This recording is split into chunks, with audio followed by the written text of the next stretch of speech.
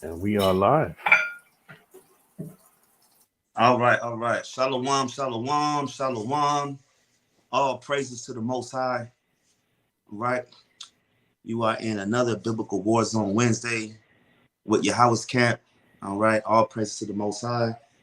First and foremost, we definitely want to give all praises to the Heavenly Father. Right. Name is Yahweh. Right. In the name of His only begotten Son, Yahweh Shai. This is YAHAWAH'S camp. All right. We're going to go around to the brothers that are on the panel. We'll go one by one. Shalom, brother Imak, Shalom King, and Shalom to the families and the brothers and sisters that's out here, learning this truth, sincerity, learning this word in sincerity, teaching in sincerity. Brothers got camps all over, brothers got organizations and congregations all over that's doing this work. Major shout out to y'all, brothers. Shout out to the sisters as well. Doing their due diligence, doing their job as sisters in this truth, and putting in their casting their lot as well. All right. Love y'all. Yasha Allah as again, right? We're gonna do a whole breakdown on John chapter 10. All right. We're probably gonna split it up in two parts just so y'all understand what's going on. We want to take this thing very, very slow. All right. I'm gonna go around. I'll start. My name is Officer Tazayara. I'm the Young Thunder. All right. I'll pass to the next brother to introduce himself. Shalom, this brother Yahshua ban Yahawah.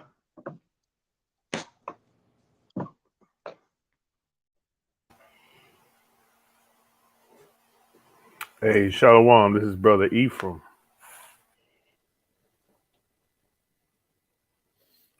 Hey, Shalom. This is Brother Joshua Bongad. And that is the mighty Officer Yashuv in the corner. Khan. All praises. All praises. Shalom to the brothers, man. The Akim on the panel. Again, shalom to the elders at Yahweh's camp, to the priest Yakanan, to Elder Zaquan, right? And of course, to our beloved fallen captain Obadiah.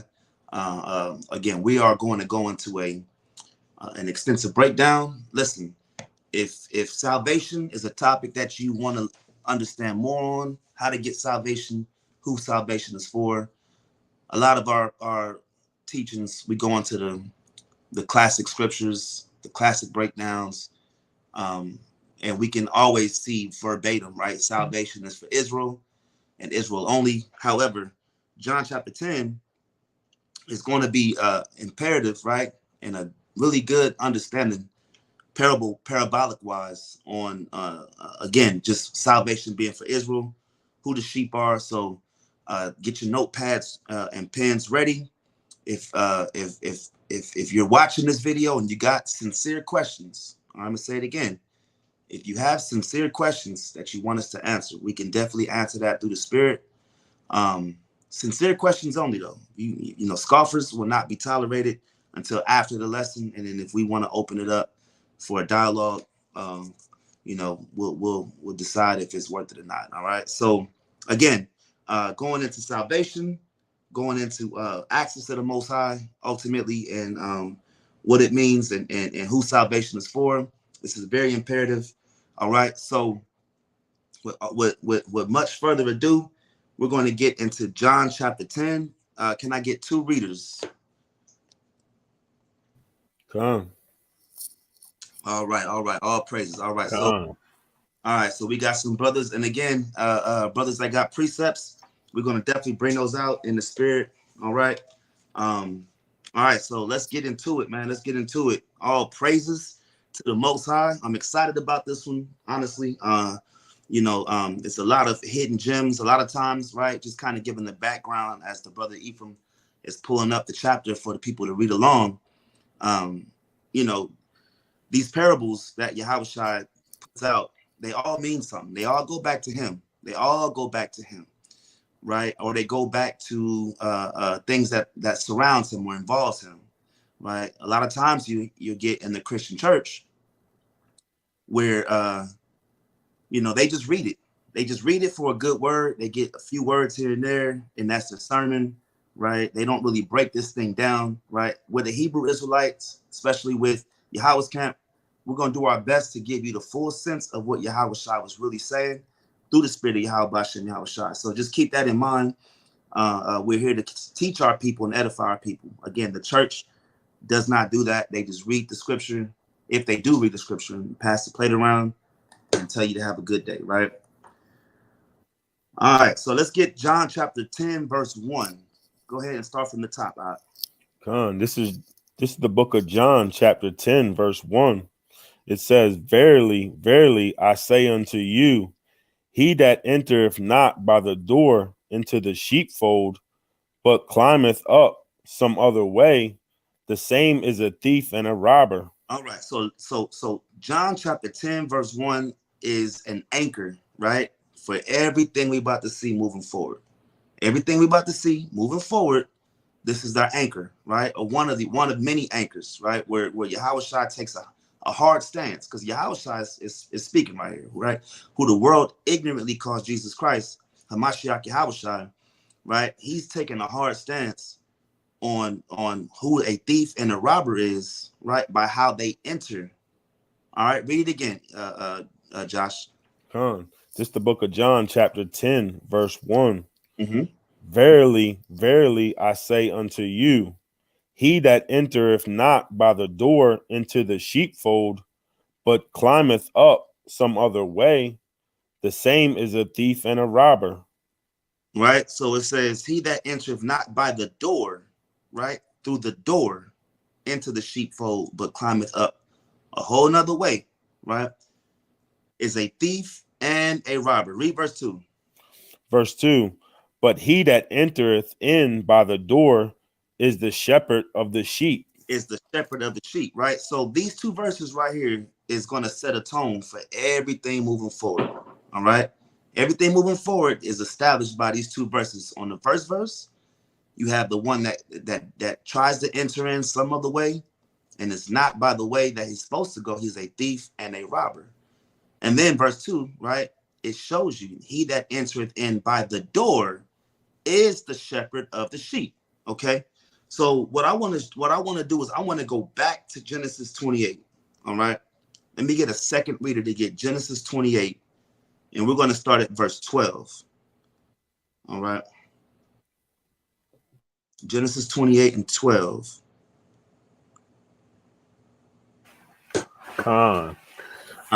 Book of Genesis, chapter 28, verse 12. "And he dreamed, and behold, a ladder set up on the earth." A ladder, right? A ladder. What is a ladder used for, right? What if I need a ladder, right? I need a ladder to do what? Climb up.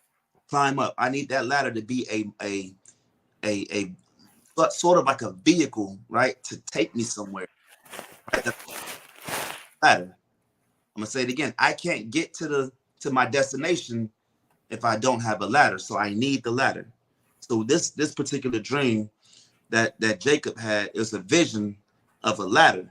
All right. So it says, "And he dreamed, and behold, a ladder set up on the earth." Read on. "And the top of it reached to heaven." The top of it reached where? To heaven. So the ladder is a mode of transportation for me to get from where I'm at into heaven. Read on. "And behold, the angels of God ascending and descending on it." So you've seen the angels going up and down from earth to heaven, right? Or to the kingdom of the Most High, right? And then going right back down. That's how they're getting back and forth from earth into the kingdom of God, right? So the ladder is that thing that these angels need to go to and fro. All right, let's jump down to verse 17. "And he was afraid and said, How dreadful is this place! This is none other but the house of God." So now we know what heaven is, right? I wanted to jump down to verse 17 to get to the point, right? The house of God, right? Or the kingdom of heaven is what we're talking about. Read on. "And this is the gate of heaven." and this is the gate of heaven. All right. So I want to make sure we are very clear on why we're connecting these two scriptures. Can somebody get me the Hebrew word for gate? Let's get the Hebrew word for gate real quick, right? And to get into the house of God, you need some sort of access. Okay, just keep that in mind. What's that Strong's word? H8179. Sha'er. It's what? Sha'er. Sha'er, right? Which is what? Read the definitions.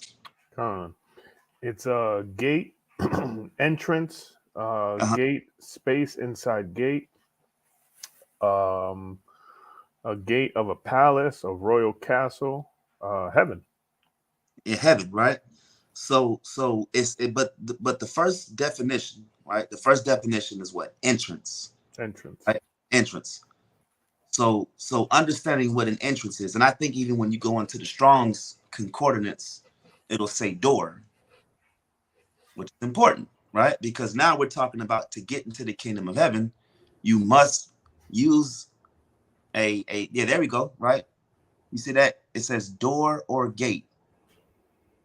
I don't know if people can see that, but the definition in the Strong says door. So to have access, right, to the kingdom of heaven, which is God's house, you must go through the door to get there. And you see our forefather Jacob in verse 17, right? I'm gonna read it again, since I got it right here. I'm gonna read it. It says, and he was afraid and said, how dreadful is this place? This is none other but the house of God. And this is the gate of heaven, or the door to get into heaven, right? You have to have that pathway or that ladder, right? That ladder. All this is going to go back to Yahawashi. In some way, shape, form, or fashion, this is all going back to Yahawashi. Yahawashi is the access to the kingdom of heaven. God. Okay. I'm gonna say that, and then we're gonna prove it. To get into the kingdom of heaven, you must go through Yahawashi. There's no other way, right? So let's go back to John chapter 10. And now let's read verse 1 again. This the book of John, chapter 10, verse 1. Verily, verily, I say unto you, he that entereth not by the door into the sheepfold, but climbeth up some other way, the same is a thief and a robber. Right. Because they're trying to get in without Yahawashi. Can you get into the kingdom of heaven without believing in the Messiah? No. You can't get there, right? You are a thief and a robber, right? You're a thief and a robber. And then verse 2, read that. This is verse 2. But he that entereth in by the door. So if you enter in by the door, right? Come on. Is the shepherd of the sheep. So for us to be the shepherds of sheep, we have to have the door. And we're going to show what that door is, what it represents, right? Even when you go into the Hebrew language, every letter has an actual meaning. Like there's no meaning for A in the English alphabet, right? In the English alphabet, there's no meaning for B. It's just B. But our culture is a little bit more complex, right? So the Hebrew word for the da, right? Or the what we would say D, or the dialect, however you want to pronounce it, is door, right? That triangle that we would call a triangle, right? That shape. Ephraim, can you pull up the da in the Hebrew? I don't know if you can do it or not. But if you understand find it. Yeah, if you understand the Hebrew language, the da, right, you'll see in the Paleo Hebrew, right? Paleo Hebrew, or the ancient Hebrew, you'll see what looks like a triangle. All right. In the modern Hebrew, it's different. However, they go back to the same definition, which is entrance or door. There we go, right? So you see that in that writing in red, Ephraim? Does it have the definition? No, it doesn't have the definition. But I highly encourage if you have a chance, you will understand what I'm saying. That the da, right? That dialect, right? That it looks like a pyramid. It looks like a triangle. It means entrance. And even when you look at it, right, as a shape, it also looks like an entrance or a doorway to go into something, right? There's a lot of brothers will say his name is Daniel, right? There was an angel Daniel, right? But when you go into the pronunciation of the word in Hebrew, is Dan Yah Allah, right? Which means what? Access to he that is the most high, or the access to the power, right? The da gives you access, right? That's how the language works. Dan Yah Allah, right? So the da, right, is access, entry. That's why we went into that word, right? Or also would be what, right? We would say a gate or a doorway. So we got to understand why this is important, because that da, which is access, right, is the place. Even Hebraically speaking, from our forefathers, a lot of important matters, a lot of things that were solidified, whether good or bad, was done through the doorway. I'm gonna give you an example, right? We have Passover coming up. Somebody give me Exodus 12:7. We have Passover coming up, right? The first Passover, what did we do in the doorway?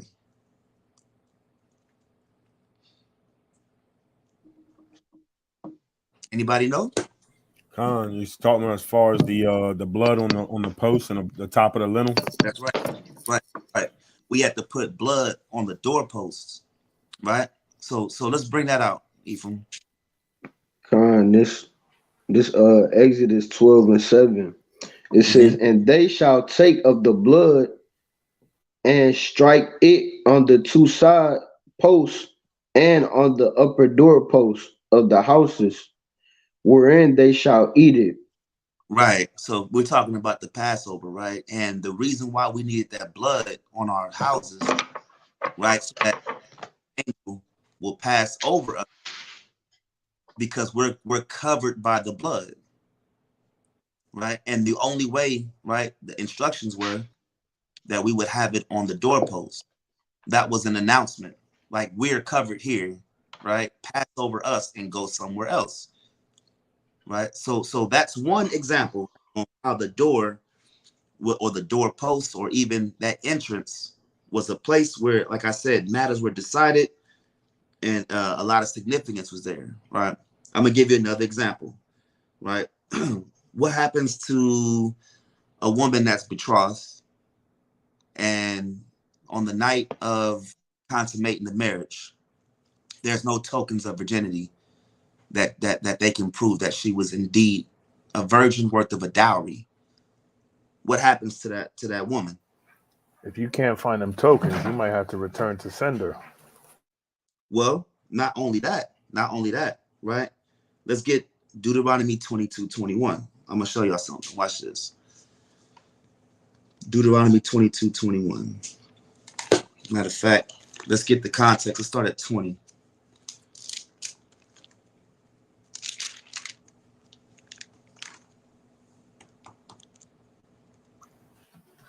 It's the book of Deuteronomy, chapter 22, verse 20. Uh-huh. But if this thing be true, and the tokens of virginity be not found from the damsel, verse 21, then they shall bring out the damsel to the door of her father's house. So they're gonna bring the woman out, right?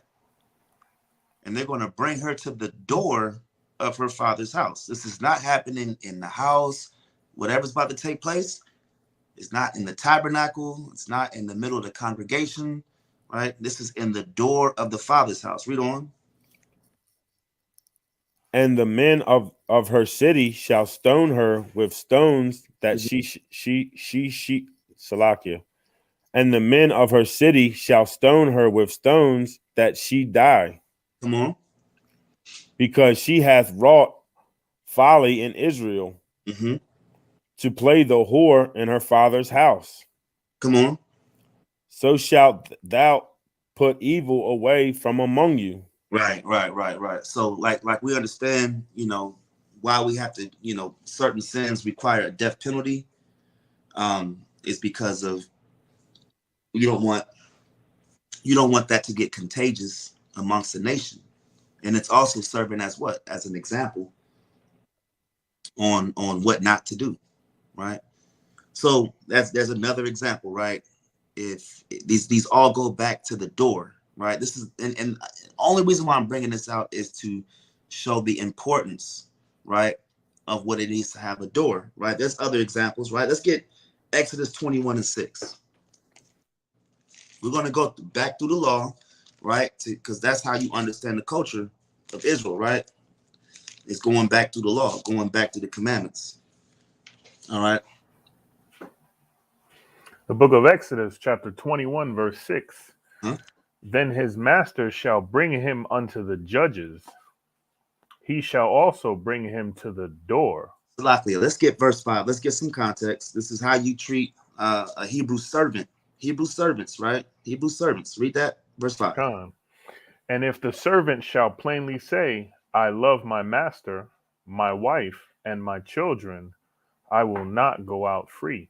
So in context, right? If a man has servants, right, whether they're Hebrews or not, and you have that year of Jubilee, right, that 7th year where you're supposed to return them or release them from their work.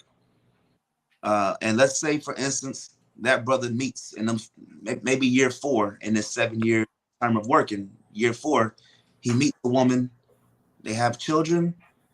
Technically, when that brother leaves, he doesn't leave with his family, right? You send him out free and you keep the children. If the brother that is a servant decides to stay, right, it's his choice if he wants to stay as a servant. And this is how you know that servitude under Israel isn't the same as servitude under the so-called white man or these other nations, right? When we were in rulership, it's actually like you're well taken care of. You're well taken care of from the standpoint of the laws, statutes, and commandments under a righteous brother, right? You may get lashed depending on your nation, but all in all, it's not as bad as when we think of slavery as today because of what Esau has done. Esau has taken slavery and made it horrific or horrendous. That's why that scripture says, when the righteous are in authority, the people rejoice, right? So we're talking about a man that's in authority, right? A man in authority. That's the only reason why a brother would say, I'm going to go back and serve under my master, right? So let's get verse 6. Come. Then his master shall bring him unto the judges. Mm-hmm. He shall also bring him to the door. He shall bring him to the door. Come on. Or unto the door post. Uh-huh. And his master shall bore his ear through with an awl. And he shall serve him forever. He shall serve him forever. He'll be a butler, right? Think about like Jeffrey from the Fresh Prince, right? They wasn't beating Jeffrey. They probably laugh at him a little bit, play pranks on him, but it wasn't when we think of slavery today, right? Or the butler or a maid, right? So he's going to serve that master forever, right? But all that goes back. Hey, shalom, brother Gabar. But all that initially, like I said, is going right back to where? The doorpost, the door, right? All that are established, right? Go to your door, right? There's a law. Let's get I'm gonna get one more, right? You got the 10 Commandments, things like that. Let's get Deuteronomy 11 and 20.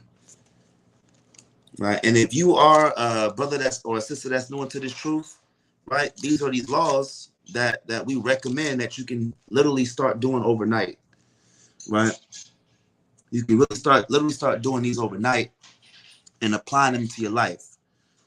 All right. So let's get Deuteronomy 11 and verse 20. This is the book of Deuteronomy, chapter 11, verse 20. Mm-hmm. And thou shalt write them upon the doorposts of thine house, mm-hmm.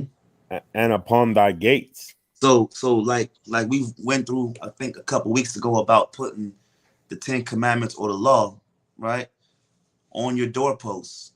Brothers can start doing that. You know, you can go on Amazon or you know, wherever, right? Any e-commerce site, and you know, literally type in, you know, 10 commandments and or some type of thing, or you can write them. I think Yahshua did a good job with that in his family, right? It became a family activity where brothers was able to share with their children on how to put these on your doorposts and make them established in your household. That's why it's important, and that's how and that's important. That's the importance of what the door or the entry. All right. All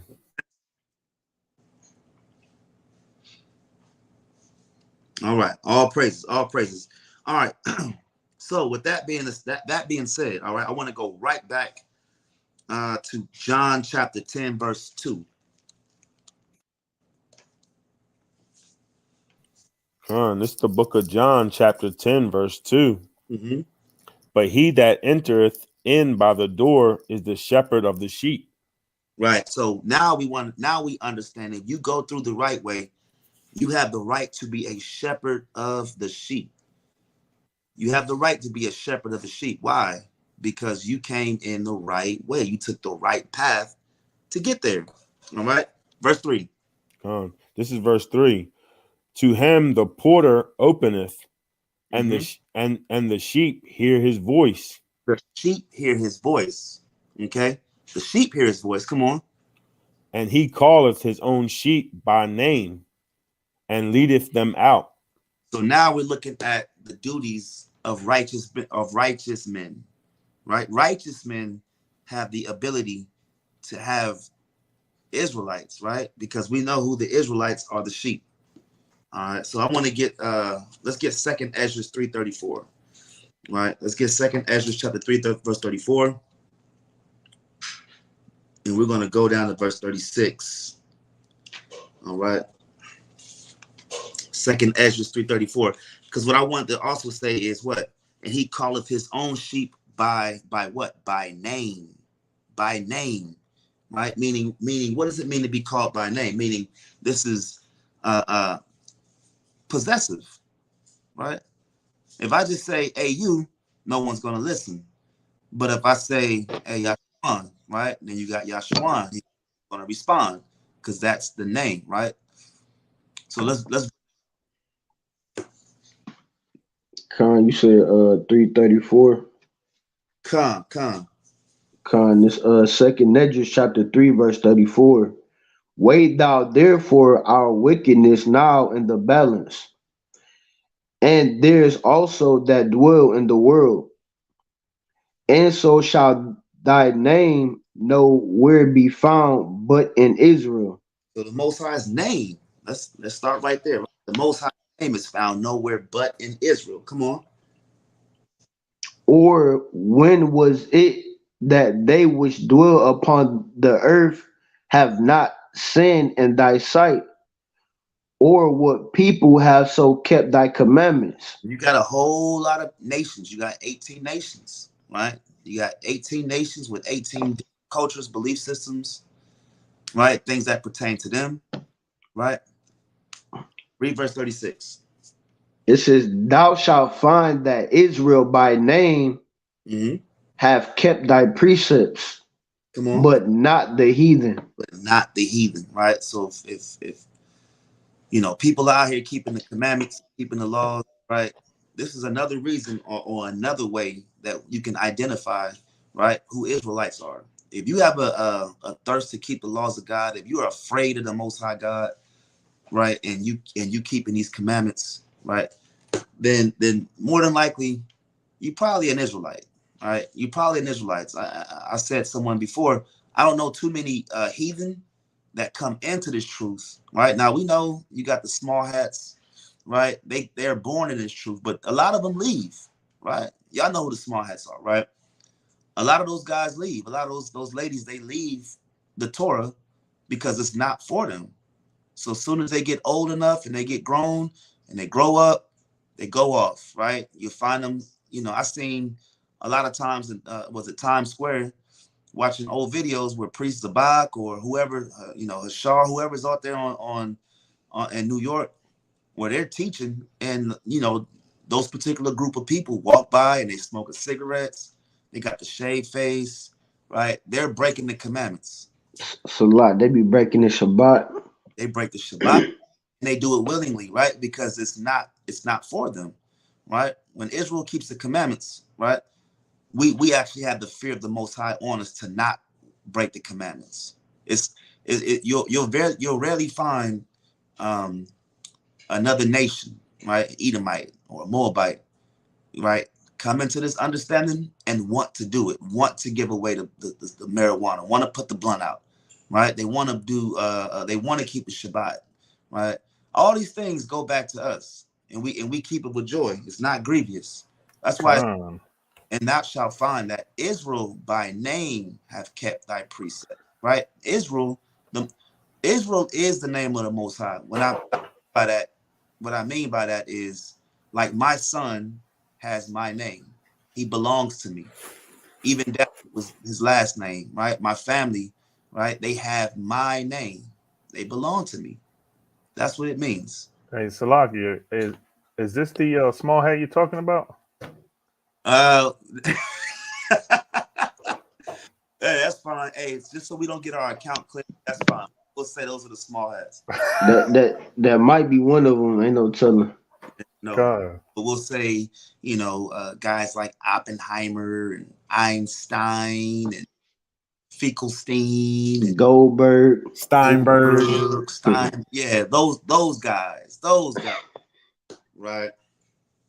So now that we understand that, right, now let's go right back to John 10:3 again. Khan, this is the book of John, chapter 10, verse 3. To him the porter openeth, and the sheep hear his voice. Come on. And he calleth his own sheep by name.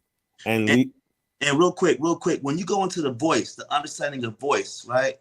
Now we understand, there's, again, the Hebrew language, the Hebrew tongue is synonymous with different types of, I don't know if you want to call it nouns or whatnot, but we hear the word shemai, which is to listen or to hear. And in order to hear, you have to have a voice, right? Or some type of noise, right? That stands out. So these sheep, they understand, right? They understand and are obedient to the voice of the righteous shepherd. The righteous shepherd, not the wicked shepherd. The righteous shepherd. I'm talking about the sheep that's called, right? The sheep that are called, right? Because even when you after that, what's that, a colon? Read after the word voice, there's a colon there, right? And then there's the word and. Now again, Josh, read on. Khan, this is John chapter 10, verse 3. Mm-hmm. To him the porter openeth, and the sheep hear his voice. Mm-hmm. And he calleth his own sheep by name and leadeth them out. Now I need Isaiah 45:4. Because who are the ones that are called, that are even eligible to hear the shepherd's voice? Right? This is why you have situations with folks think they know God, they think they know the Most High, and they just want to talk, right? They just want to just spew words, right? They're not called. Maybe it's not their time yet, right? But ultimately, even if they're all Israelites, right, 2/3, right, got to be somebody, and they're not called. However, the ones that are called are going to hear. But in order to even qualify to hear or to even be called, you have to be an Israelite. All right. So let's get that Isaiah 45:4. Khan, this Isaiah chapter 45, verse 4. It says, for Jacob my servant's sake, and Israel mine elect, I have even called thee by thy name. See that? So that goes right back to being called by name. Right? Most High is calling you by name. Yahshua, right? Yashuv, Josh, Ephraim, right? And all the Israelites that's taking notes and listening and understanding this understanding, He's calling you by name. We don't go by skin. We don't go by what your last name may say. We go by if you are called and you hearken by name. That's what it means when it says the Spirit bear witness with our spirit. We all speak the same thing, right? We all have the same understanding. Why? Because we are all called by thy name. Read on. Con. It says, I have surnamed thee, though thou hast not known me. You see that? So only Israel is called by name. We don't believe that you can just be another nation and then just start believing and now you're called. No, that's supersessionism or replacement theology, however you want to word it, right? Where you replace the nation of Israel with a spiritual Israel and try to wing it, right? Most High said, and Yahawashi said, I have called thee by name, right? So now we understand what that means. I want to get a few more. Let's get Matthew 15:24. Let's get a classic.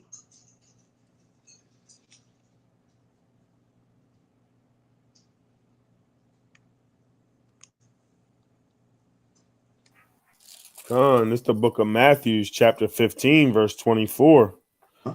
But he answered and said, I am not sent but unto the lost sheep of the house of Israel. Of the house of Israel. I am not sent but unto the lost sheep of the house. You'll never see a Moabite, an Edomite, a Hamite called sheep. You'll never see that. You'll never see that. Sheep only goes to Israel. And when you look at the nature of a sheep, right? They're very when a sheep is what's the biggest defense of a sheep? They don't have any. They really don't have defense. Right? When you look at the nature of a sheep, they need a shepherd. They need someone to defend them. They need someone to lead them, right? A sheep can get lost. Sometimes you know you'll see the parables where a sheep was stuck in a ditch. He got his head and his neck stuck into a fence, right? Sheep are, they kind of dumb, gullible, silly, real weak and feeble. We need a shepherd. We need a king, right? And then we also need shepherds, plural. And this Salakia real quick. Salakia. Go ahead. That NLT, that goes hard. Bring you can't get past that NLT. Bring it out. It says, then Yahawashi said to the woman, I was sent only to help God's lost sheep, the people of Israel. Right. And you got to understand why were the Israelites lost? You had some that were scattered. You had some that were adopting the customs of the Grecians. Right. We were lost. We were actually physically lost, going to the Americas, going all over, being scattered. And then you had, Jews in Judea that was lost spiritually by adopting the ways of the heathen, celebrating feast days and high holy days, right? All praises to the Most High. So does that make sense? Everybody good on that? Con. Let's get another one. Let's get Matthew 25, verse 31. Matthew 25, 31. Let's see what Yahawashi, right, when he comes back, what he's planning to do. And again, this is going right back to John 10 and 3. Bring it out when you got it. Just the book of Matthew, chapter 25, verse 31. When the Son of Man shall come in his glory, and all the holy angels with him, then shall he sit upon the throne of his glory. Come on. Verse 32.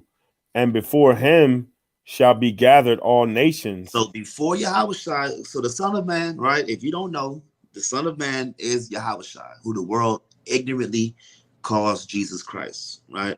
When he comes back, right, with the holy angels with him, he's going to be on the crown of glory. And then before him will be gathered all nations. It doesn't say anything about churches or organizations or even camps, right? No, we got a lot of camp separation, which is fine, right? But it's not about anything but by nations or nationalities, right? What's that word there? That's ethnos, right? Strong's G 1484. Ethnos. And that's where you get Ethnos. that's where you get the word ethnicity. So when I say what's your ethnicity, and you say I'm a Christian, that's we hear that a lot on Glenwood, right? Hey, what's your nationality? What's your ethnicity? And he or she will say, what? I go to church, I'm a Christian, or I'm a Muslim. No, that's not an ethnos, right? That's a people, right? So look at these definitions on the word ethnos. It says troop, swarm, company, right? Someone from the same genius, right? Where you get genes from, or the same nature or genius, right? The human family, right? But then look at it says a tribe, nation, people group. Now it says in the OT, foreign nations and not worshiping the true God, pagans, Gentiles, and that's all off context, right? That's context. All right. But those first couple ones on a broad stroke is what? Your nation, the people you come from. Look at that. Ethnos also says race, a race, right? A tribe. Okay. So when we start on the streets, when we say, hey, what ethnicity are you? They say, what's that? We'll say, we can say, what tribe? Who was your genes, right? Your family. We're talking about your family, your father, your mother, your cousins, right? These are Israelites we're talking about. So now that we understand, let's go right back to 32 and read it again. It's the book of Matthew, chapter 25, verse 32. Mm-hmm. And before him shall be gathered all nations, Mm-hmm. and he shall separate them one from another, as a shepherd divideth his sheep from the goats. You see that? So Christ is going to so we're talking about salvation here. We're talking about who's going to be accepted. And one of the prereqs that we're seeing right here, a prerequisite, is what? It's going to be by a nation. It's going to be by your nationality or your ethnicity or what tribe you come from, or even by race. So when we say Christ is a separatist, there's a good example, right?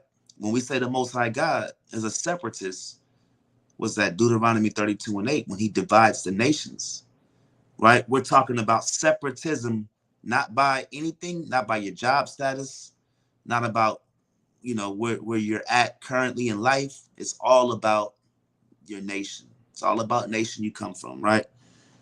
Read on 33. Verse 33. Mm-hmm. And he shall set the sheep on his right hand, but the goats on the left. You see that? And that goes right back to Matthew 15:24. I am not sent but unto the lost sheep of the house of Israel. So the Israelites, he's going to set on his right hand, right? And then the other nations, or the goats, will be where? On the left. 34. It's verse 34. Then shall the king say unto them on his right hand, Come On his ye where? on his right hand. So who is the right hand designated for? YAHAWAH'S. Oh, you talking about the sheep. The sheep. And the sheep is Israel, right? Come. Read on. Come, ye blessed of my father, inherit the kingdom prepared for you from the foundation of the world. See that? So before the world was created, Israel was going to have this inheritance. Even when you go into the blessings of Abraham, right? Isaac and Jacob. That's why when Israel got the blessing, it was so important. That's what made the blessing so important, because his children, which is us, we were going to be able to have those promises in Romans 9, right? All those things that pertain to Israel in Romans 9 will go right to Israel. Your pastor won't tell you this. They won't even teach this kind of doctrine, but this is the truth of the Bible, right? Come. All right. Where we at? So we just did that. So John 10:3, right? Let me get there real quick. Let me get there with you. All right. Now we understand why the sheep hear the voice of the shepherds, right? And again, this all means that we have to do this the correct way, right? Let's get verse 4. This is the book of John, chapter 10, verse 4. Uh-huh. And when he putteth forth his own sheep, he goeth before them, and the sheep follow him, for they know his voice. So the like we're going to, as shepherds, right? A righteous shepherd, a righteous brother that's doing this work, he's going to have a sense of following. Not saying, the brother is a celebrity. It's not that type of following. He's not a celebrity. He's not a rock star, right? He is it's a sense of, I want to learn, right? So we're going to hear his voice, right? That's why I said that voice is very important. That understanding of voice, right? And even, matter of fact, can you look up that word voice in the Greek, Baba Kasha?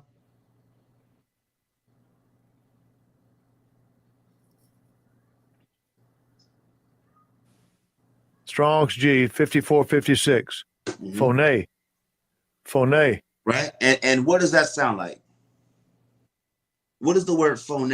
Or just look at the word. Sounds like they're saying a phone. Somebody phone. says Calling. phone. Yeah, I was gonna say phone. We all got a phone, right?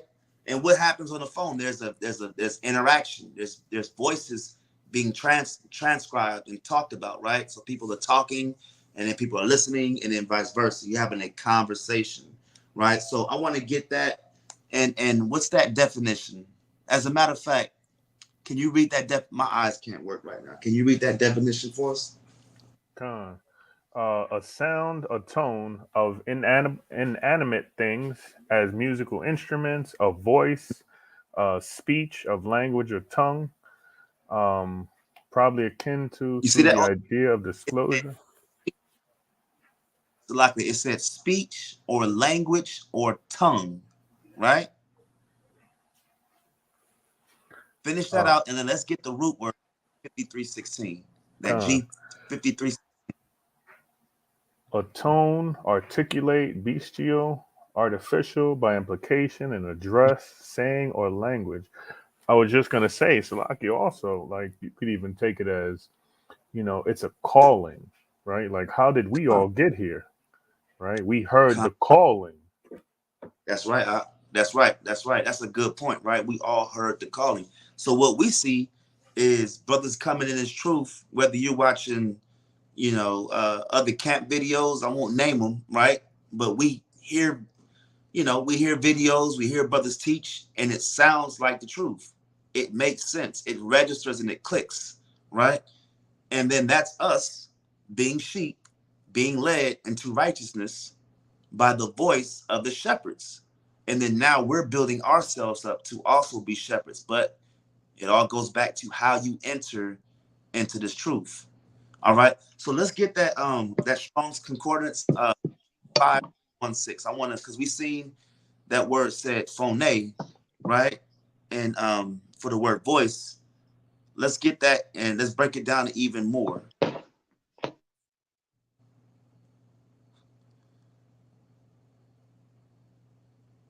Yeah, let's get that word. What's that mean? Strong's G 5316. Final. Final. Now let's see. To bring forth into light, right? Cause to shine, light shine. Evident, right? To be evident, to be brought forth into light, to appear, to view. Let's go down. To appear to the mind. Let's go to Strong's. Look at this in Strong's. To lighten, shine, show. Appear, seen, be seen, or shine, right? But what ultimately what I was trying to get to was what Ephraim was saying. When we have this information, right, we come into it and it just sounds like the truth. Like it's our unplugged moment, right? Going back to the analogy of the Matrix, right? It's like I'm finally unplugged because I'm hearing the voice of the gospel. It resonates. Okay. Can somebody get me 1 Corinthians 1 and 10? Because even Paul tells us that we have to have the same voice. We have to have the same language, right? And this ultimately goes to being on the same account or the same accord, right? Read that. The book of First Corinthians, chapter 1, verse 10. Uh-huh. Now I beseech you, brethren, by the name of our Lord Jesus Christ, Mm-hmm. that ye all speak the same thing. You see that? That we all speak the same. We're all one. We're all saying the same thing. We all speak the same thing, meaning our doctrine is the same. You don't have brothers in the camp teaching one thing and then teaching another thing.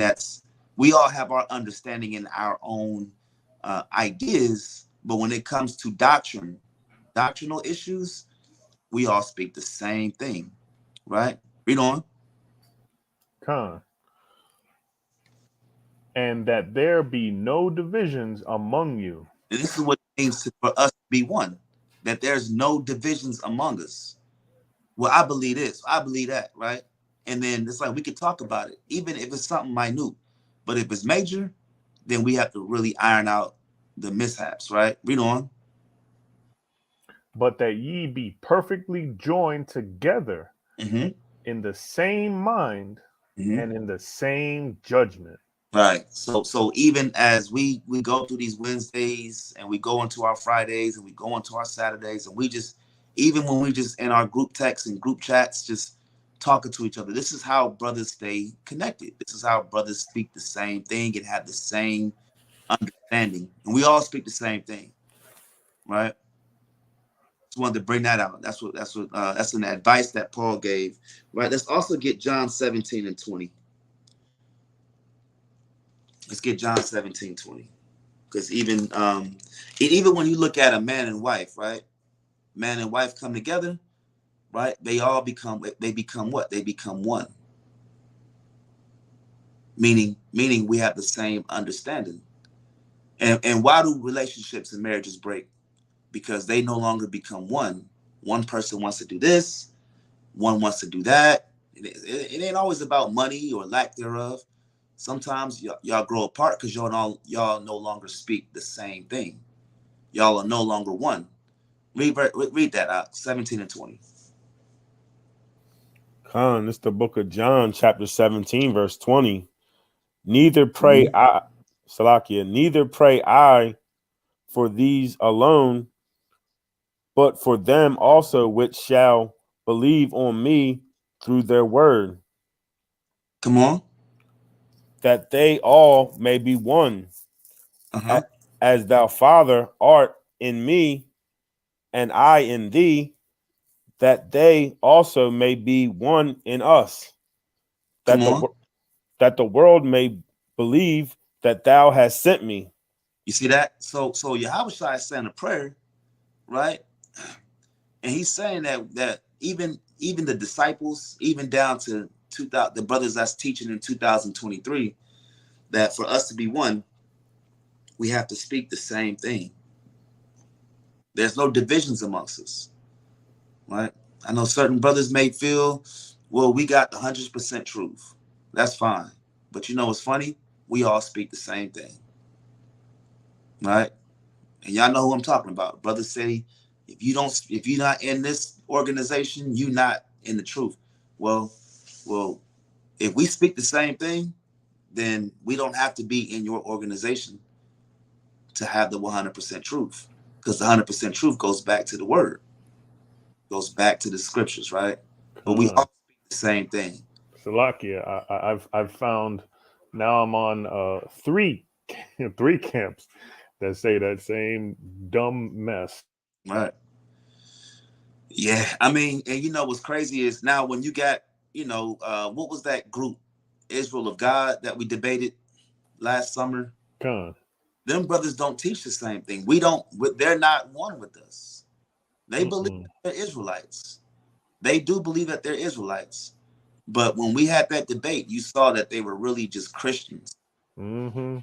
And we don't speak even though you call yourself an Israelite and know what tribe you from or whatnot, that's fine. But if you're not speaking the same thing that Yahushua said, right? We're not one. We're not. Con. We're not. We don't have the same voice, and this is why their sheep, right, is being led astray. Mm-hmm. And the crazy thing about that also is that, like, cool, y'all believe what you believe, but is what you believe in the scriptures. And the only way that we knew that they were off was because of the fact that they aren't following the scriptures. And we brought out plenty of scriptures to show that they weren't following, right? Fringes is the perfect topic. That's the perfect topic. That was the least of the commandments that they refused to do. And they had excuses on that, right? There's Big excuses. And look, and so what does that make them? That makes them John 10:1. These are the guys that's trying to enter in a whole nother way.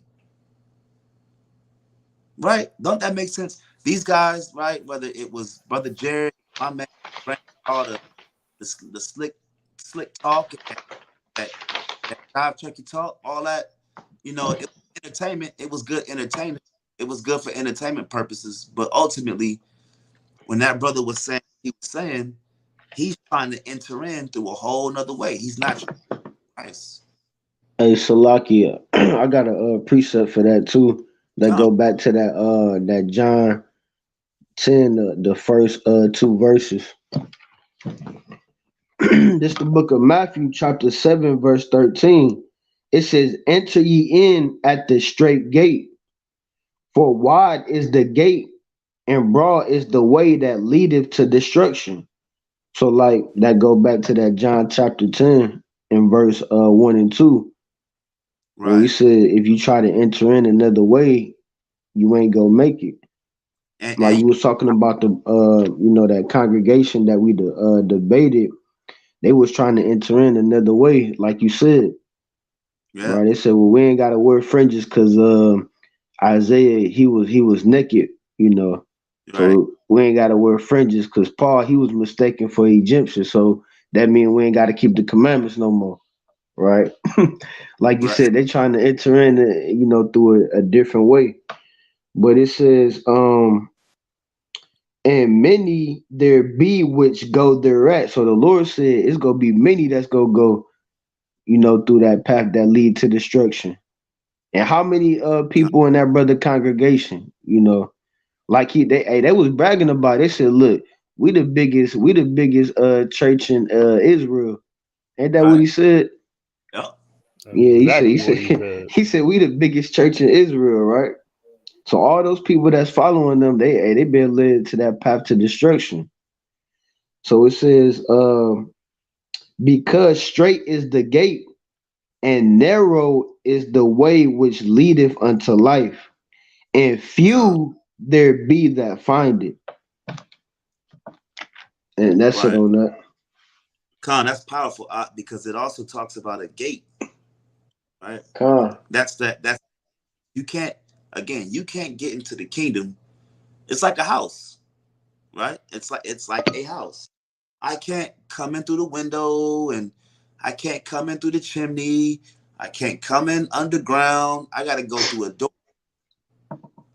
And Salaki, and their congregation is funny because not only are they trying to enter in through another way, but they're trying to bring other people that don't belong in with them. They're trying to bring the heathens in with them, and they don't even belong in there, like we've been bringing out. Yeah, so the sheep, right? This is why like John 10, right, is a heavy scripture when you break this down, because it, like John 10 is literally going into only Israelites must go through the door to get into the kingdom, right? And we went through a little bit of a breakdown, right, on the importance of the door, right? The importance of what that door meant, historical wise, right? Ethan got me rolling with me. Right, yeah, he killing me with the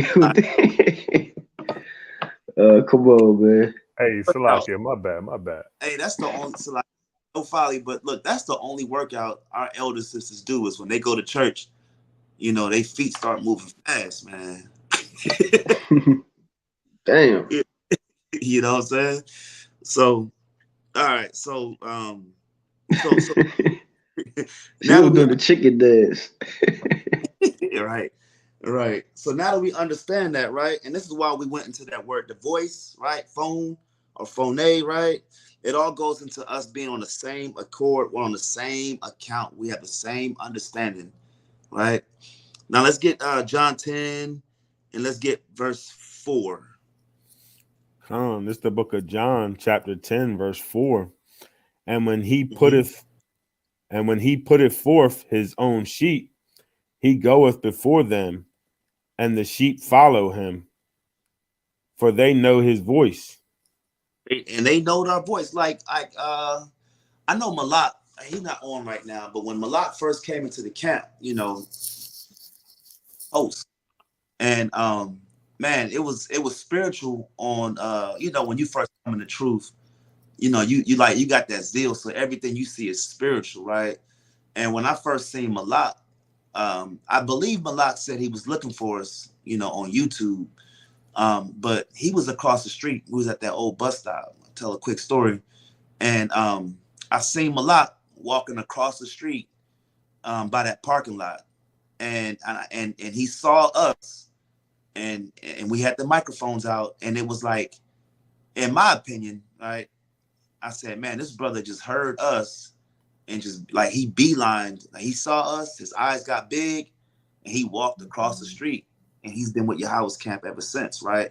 And that was symbolic because when I look at that account and I reflect on that account, I remember seeing Malak, and it was almost like, you know, the brother was like doing something, you know, doing something else, running errands through the city. He saw us and he just, you know, dropped everything and came to serve the Most High by joining the camp. You know, that's just something that I always think about because he heard the voice of you know of the brother teaching. I don't know who was teaching that day, but it was just a powerful thing to see, you know, and again, the sheep follow him and they know his voice. It was almost like I saw the brother Malak get unplugged from his current status, and then he was like, boom, here we go, right? I'm gonna go and I'm gonna go talk to them. All right. Just a quick story that I always like to share with our brother Malak. All right. All right, let's move on. Let's get verse 5. Let's get verse 5. John 10 and 5. It's the book of John, chapter 10, verse 5. And a stranger will they not follow. It says what? And a stranger will they not follow. So our people know BS doctrine when we hear it, right? A lot of times our people leave the church because of what? The doctrine of the pastors that's a stranger. Even the doctrine of Christianity is a doctrine of the heathen. When you really break it down, when you go to seminary school and you get all these credentials and you feel like you're ordained to teach, you're ordained by strangers. They're not Israelites that's giving you this ordination.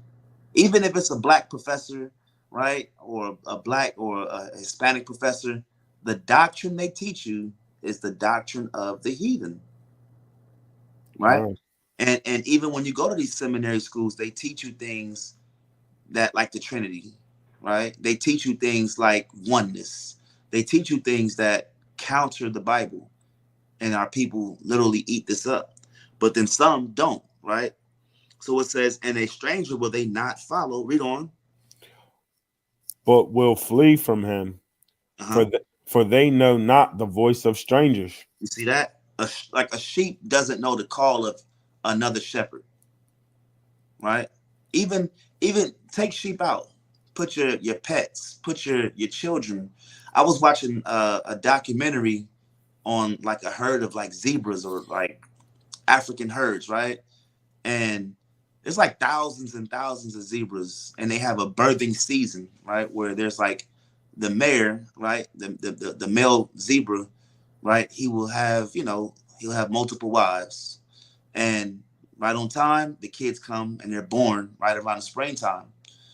And when there's panic, whether there's a predator around or some type of predator and they have to run, they go from a grazing mode to a mode where they have to run, they have to flee. And the mother will make a noise. There's a lot of noises being made, and the baby will hear his mother's voice and find her and become protected. The same thing applies here, right? We know the voice of our Father or our King, Yahawashi, right? By going by the word, right? So even when it says, but will flee from him, right? that's actually Torah, right? That's the Torah right there. I'm going to show you how fleeing from the strangers, or the doctrine of what we would call devils or Christianity, and running from that goes back to us keeping the law, right? Let's get Deuteronomy 13:3. All right, let's get Deuteronomy chapter 13, verse 3. Now, again, this is all tied to your salvation, Israel, right? So if you're following along, listen to what we're saying, right, through the spirit of Yahweh Shem Yahawashi, so you can understand what the underlying message is, right? And it goes back to keeping these commandments and these laws. So let's get Deuteronomy 13:3. Let's start at 2, Salakia. Let's start at 1. Let's just get 1. This is the book of Deuteronomy, chapter 13. If there arise among you a prophet or a dreamer of dreams, and giveth thee a sign or a wonder, and the sign or the wonder come to pass, whereof he spake unto thee, saying, let us go after other gods which thou hast not known, and let us serve them. Thou shalt not hearken unto the words of that prophet. Read verse 3 again. Thou shalt not hearken unto the words of that prophet. Come on. Or that dreamer of dreams. For the Lord your God proveth you. Come on. To know whether ye love the Lord your God with all your heart and with all your soul. Right. So what verse 3 is saying is, in a nutshell, to not hearken means to flee from the doctrine of anyone that's telling you to break God's commandments. And you find it all through the scriptures, Isaiah 8:20, right? To the law and to the testimony. If they speak not according to the law, right, or to these things, there's no light in them. Even when you go into the oracles of God, right? If any man speak, let him speak what? As the oracles of God. So verse 2 of that Deuteronomy 13, right? If someone is saying, we're going to worship a Trinity, well, you're breaking the commandment. And as a Christian, as a Black Christian, as a Hispanic Christian, as a Native Christian, or as an Israelite in Christianity, you need to leave that doctrine and you need to run from that. That's a law that you must do. You must run from that. That's why it says, thou shalt not hearken unto the words of that prophet. Even if it comes true, if it's breaking the commandments, you have to leave and run from that. Flee, right? You got to flee from that. All right? That makes sense? All right, let's go right back to John 10 and 5 again. Just the book of John, chapter 10, verse 5. And a stranger will they not follow, but will flee from him. You see that? That dreamer of dreams, he's giving you these doctrines, the devils, and it's just not by the word of God, right? It's just not by the word of God. Sister told me yesterday that she said verbatim, I know I'm going with this. She said, God said, come as you are. Right? I'm still looking for that scripture in the Bible. Right? The Bible don't say that God said that. And you just lied on the Most High God so that you can do what you want to do. She literally... So right? Like she said her parents was ministers too. Exactly. So what would that would make them a culprit of John 10 and 1. If your mother and you're right, Yahshua, she said her parents, right, were pastors. Well, they're trying to get into the kingdom of heaven a whole nother way, which makes them what? A thief and a robber. You can't make this up in these last days, man. You can't make these up in these last days. Coming in another day, another way, right? Like, we should be fleeing from that. And she literally got, and it's, we were trying to be patient with the sister, but she literally got flamed all on Facebook. Right? I mean, we were trying to be patient, but when you say I ain't got to bring no scriptures out, right? Like we need, you're a stranger. Your doctrine is the doctrine of a stranger. It says, and a stranger will they not follow, but will flee from him, for they know not the voice of strangers. We don't know the doctrine of Christianity anymore. You're not going to convince me that God is three people, right? But he's one, and then he has a hierarchy. You know, like, it's just confusing to even try to regurgitate the Trinity, right? Hey, Salakia. Another thing I've been hearing a lot these last couple of weeks, months is all you got to do is believe. You don't have to have no actions behind it. You don't have to have. You got to have the faith. A lot of Christians say, well, you got to have the faith, but they don't put no actions behind it. They totally throw law out the window, and they say you don't even have to worry about the law as long as you believe, and as long as you believe in Christ Yahawashi. You can make it, but we know the book of James says you got to put some actions behind that thing. God, let's bring it out. Let's get James 1. Was that James? Was it James 2? James. Hold on. I believe it's James. Yeah, James 2 and 14. Right. Yeah, let's get that.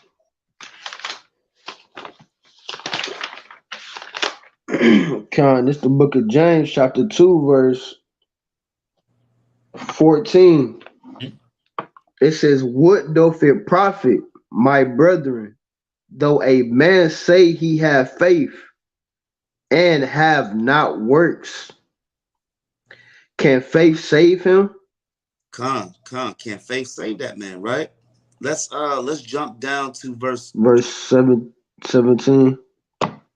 Yeah, it says, go from 17 down to 24. But yeah, 17 hits it right on the nose. All right. It says, even so faith, if it hath not works, is dead, being alone. Hey, you know what that reminds me of? Right? That one of the millionaire, he sit on the couch all day playing PlayStation. Right? I want to be a millionaire, but he's not putting any works on how to get there. He's having faith, and he's going to have $1 million in his bank account. That's faith, but you got to have action to it. And the Christian church, they take all the action out of it, and they're going to go into the kingdom of heaven by having faith, right? And that's why I said, even so, faith, if it hath not works, is dead, being alone, right? They get verse, that's it on that, right? I mean, you can read on down, right? I mean, it tells you about Abraham being justified by his works, faith, right? So you have, they work together. But to make your point, Josh, you're right. The Christian church just relies solely on faith, and that's it. They go to bed thinking, I'm going to have $1 million when I wake up. Even if you play the lottery, you're still putting in work. You're going down, you're spending money on the lotto ticket, right? And you having faith, right? So the guy that's spending money on his lotto ticket, he got more faith and works than the person that ain't doing nothing, just sitting on his ass, right? Pardon my French, sitting on his behind, right? Trying to get $1 million, just dreaming and fantasizing about money, but not doing anything. You have to have works with the faith for it to be completed. That's a good scripture right there. Come. All right.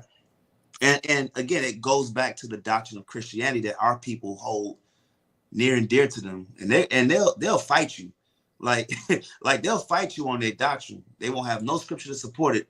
They'll just fight you and say, yeah, you can't tell me nothing, right? Well, that's the doctrine of strangers. All right. Let's go right back to that in John 10. You want verse 6, King? Come on, let's get verse 6. This the book of John, chapter 10, verse 6. Mm-hmm. This parable spake Yahawashi unto them, but they understood not what things they were which he spoke unto them. Right. So even the people, right? They were kind of like, what is he talking about? Right. But we understand because we have the precepts. Scripture says, through thy precepts, I get understanding. Right. So we understand the precepts, and we have the Bible, right? So we're able to see what Yahawashi is going to say. Let's get verse 7. Verse 7. Then said Yahushua unto them again, Verily, verily, I say unto you, I am the door of the sheep. What Yahawashi say? I am the door of the sheep. So Yahawashi reveals who the Da in the alphabet, who the access is to the Most High. And I believe we did this in the class one day, but even when you look at the lily, right, the so-called Star of David, however you want to word it, the Shield of David, you have two Das, right? You have an upside down triangle and then a right side up triangle. You put them together, and that's the insignia or the shield of David, right? Ephraim, can you pull up the Shield of David, Baba Kashar, for the viewing audience so they can see? And even when you take David's name, right? Dawada, right? You have two Das in his name, right? Two Das. Dawada, right? Which means, again, it means access or entry. You can't go into the Father unless you come to the Son, right? You can't go into the Father unless you go through Yahawashi. So this is, there you go, right? So if you see, use your imagination, you have two triangles on top of each other, and now you have two Das, right? Da and Da.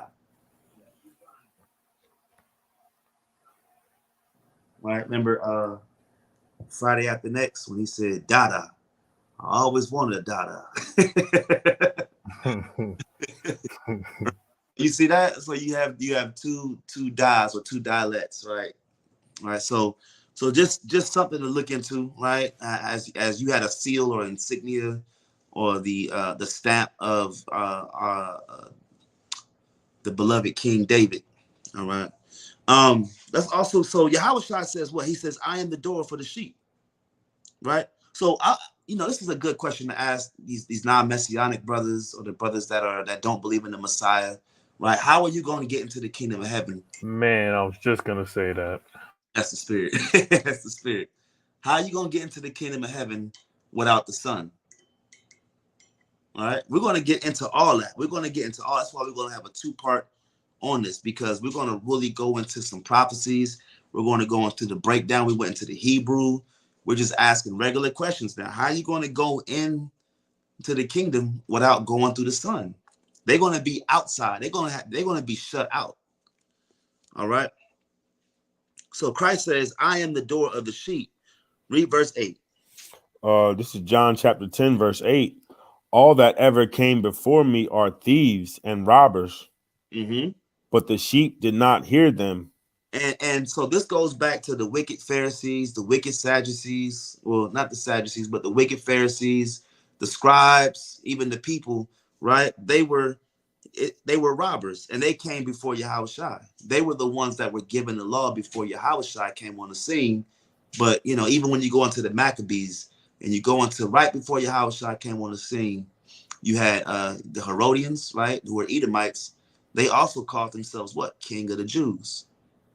Right? They were calling themselves Jewish or Jews, right? Or Judeans, but they were thieves. They were robbers. They stole your identity. They stole your nationality. And then they were teaching people how to go off. And they were in bed with the Romans, making deals with the Romans, doing all these things that were wicked to our people. And then they were also hypocrites as well. Add the hypocrisy on top. That's the cherry on top.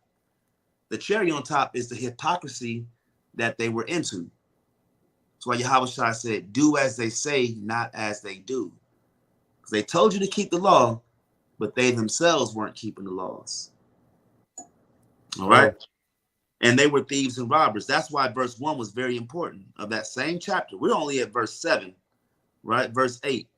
And that's why you understand that verse 1 is very important. Now, let's go right back. Let's go to Revelation 4:1.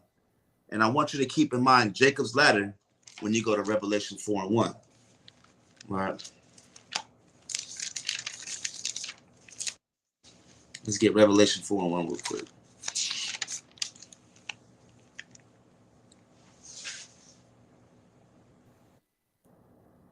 It's the book of Revelations, chapter 4, verse 1.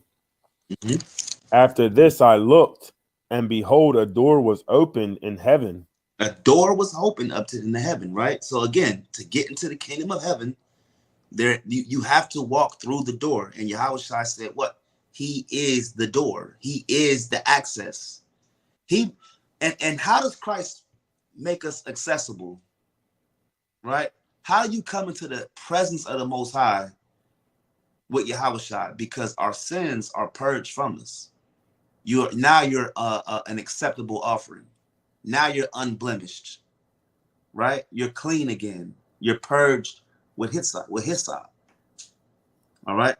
So it says a door was opened into heaven. Read on. And the first voice which I heard was as it were of a trumpet talking with me, which said, "Come up," "Come up hither, and I will shew thee." Real quick, it said, "Come up hither," right? And it says, "I will show thee things that must be hereafter."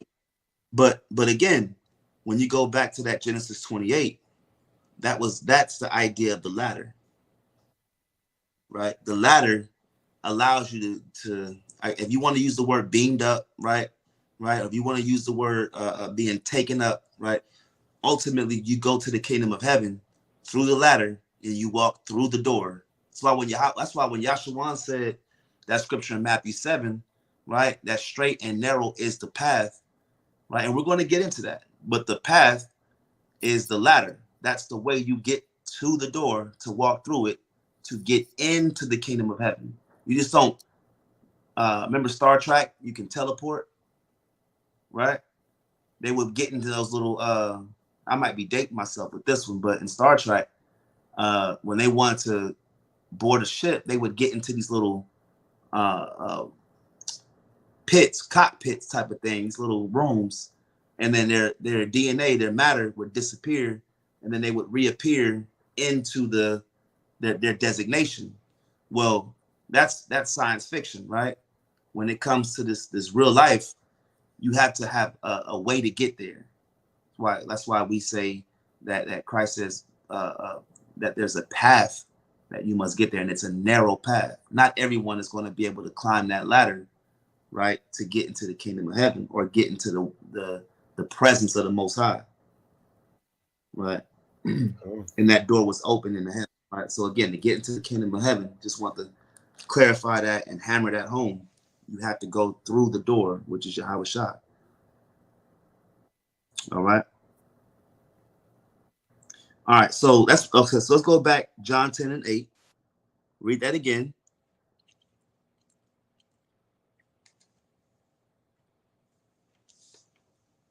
Just the book of John, chapter 10, verse 8. All that ever came before me are thieves and robbers, but the sheep did not hear them. So again, that's the false leaders, right? That's the false shepherds. That's the guys that's leading people astray, right? From verse 5 and verse 1, verse 5.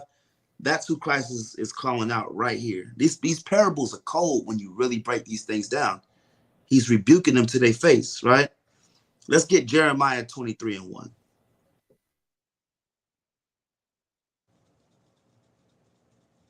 Let's get Jeremiah 23 and 1. Right. The book of Jeremiah, chapter 23, verse 1. Woe be unto the pastors that destroy and scatter the sheep of my pasture, saith Yahweh.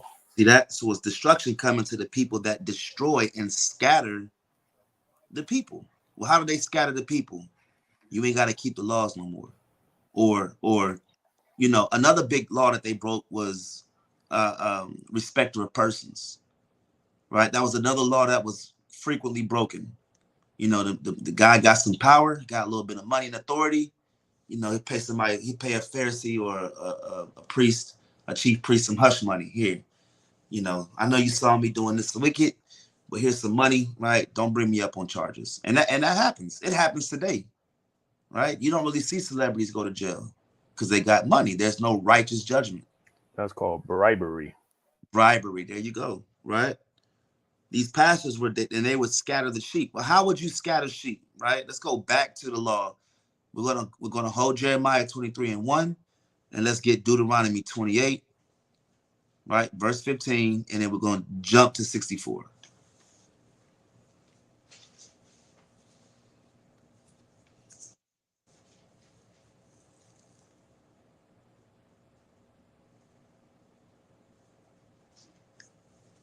Khan, you want Deuteronomy 28:15, King?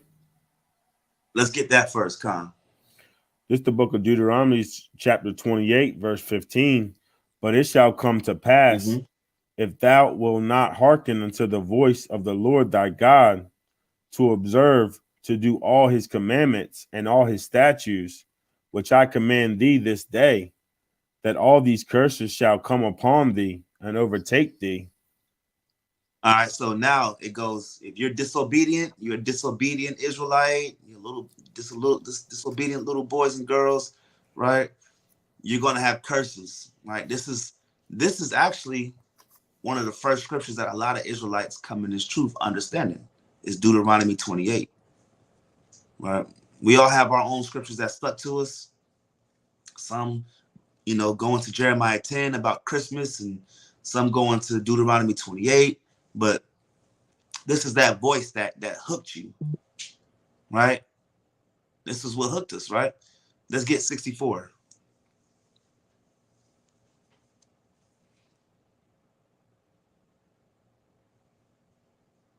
This is the book of Deuteronomy, chapter 28, verse 64.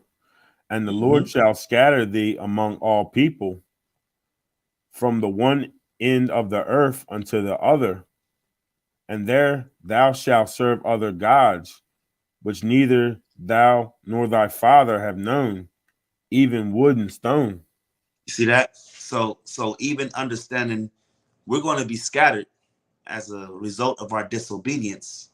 Now let's go back to Jeremiah 23:1, and we're going to read that again with the understanding that we just got from Deuteronomy 28.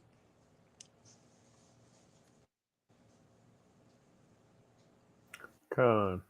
Woe be unto the pastors that destroy and scatter the sheep of my pasture, saith Yahweh. Come on. Therefore, thus saith Yahweh, God of Israel, against the pastors that feed my people. And the pastors are feeding the people defiled doctrines or defiled bread, so to speak. Right? They're teaching them how to disobey God and then say, oh, you can get into the kingdom of heaven, and you can get into the kingdom of heaven. Just give me some money. It's the same thing in 2023, right? They're not teaching you nothing in the church. Read on. Ye have scattered my flock and driven them away, and have not visited them. Behold, I will visit upon you the evil of your doings. And so you see, saith the Lord. And look, and you see ultimately their destruction, their fate. Right? That's why Christ said, if you teach men to do so, to break the laws, and he said, you're going to be called what? Least in the kingdom of heaven. God. Right? Let's get verse 3. God. And I will gather the remnant of my flock out of all countries whither I have driven them, and will bring them again to their folds, and they shall be fruitful and increase. All praises, right? Let's get verse 4. God. And I will set up shepherds over them, which shall feed them, and they shall fear no more, nor be dismayed, neither shall they be lacking, saith Yahweh. So you got evil shepherds from Jeremiah 23:1-3, and the result is, right, it's calamity. Our people are scattered as a result. Our people are all jacked up, right? And then verse 4, you have a new set of shepherds that's going to teach them righteously. Now, based off what we discussed so far, this last hour and a half, right? The pre-qualifiers, or what qualifies you to be a righteous teacher, is coming through the door. That goes right back to John 10:1-2. You go right through the door to be able to teach the people so that they won't be scattered, right? But the folks that's not going through the door, godly. That's the scattered sheep right there. That's the scattered sheep right here, right? The not going through, man, that's not even a year from each other. Damn. Hey, that's your tribe, Ephraim. Hey, I don't think I can claim this one. But you know, but you know what's also crazy about that scripture in Jeremiah 23? The pastors don't also got to teach the Bible to scatter the sheep. You can be a rapper, an entertainer, a musical artist, and push the doctrine like Dwayne Wade, and the idea that him and Gabrielle Union is pushing is scattering the sheep. When you push the LGBT community, right, and the movement and the trans movement, you're ultimately scattering the sheep because you have influence and you have power, right? Guys like Jay-Z, right? Guys like these artists, right? The Rihannas of the world, right? They use their celebrity to scatter the sheep. They're the leaders of the black man today, right? Our people are our people's leaders, whether it's a Creflo Dollar, he's no different than, you know, a rapper, a young thug, right? Because they teach you how to break God's commandments and get away with it. That's how you scatter the sheep. That's why Deuteronomy 28:15 was so important, because it tells you, right, that you're going to be scattered by going under a curse because you broke the commandments of God, right? I remember Jay-Z, he had in a song Money Cash Hoes, he said what? He said, F the law, keep sinning. People didn't catch that back then. That was like 90. But he said, F the law, right? And then he said, keep sinning. I believe Jay-Z knows exactly what he's doing when he says things like that. God. Because sin is the transgression of the law. Hey, Salakia King, that's crazy that you said it. That was powerful because, man, Jay, he's always led our people down the wrong road as far as following the Most High. You know, other rappers, they did whatever, but calling himself Jehovah on his first album, talking about, you know, he don't pray to God, he prays to God, or all this other stuff. Like, Jay's always been notorious for that, King. Right.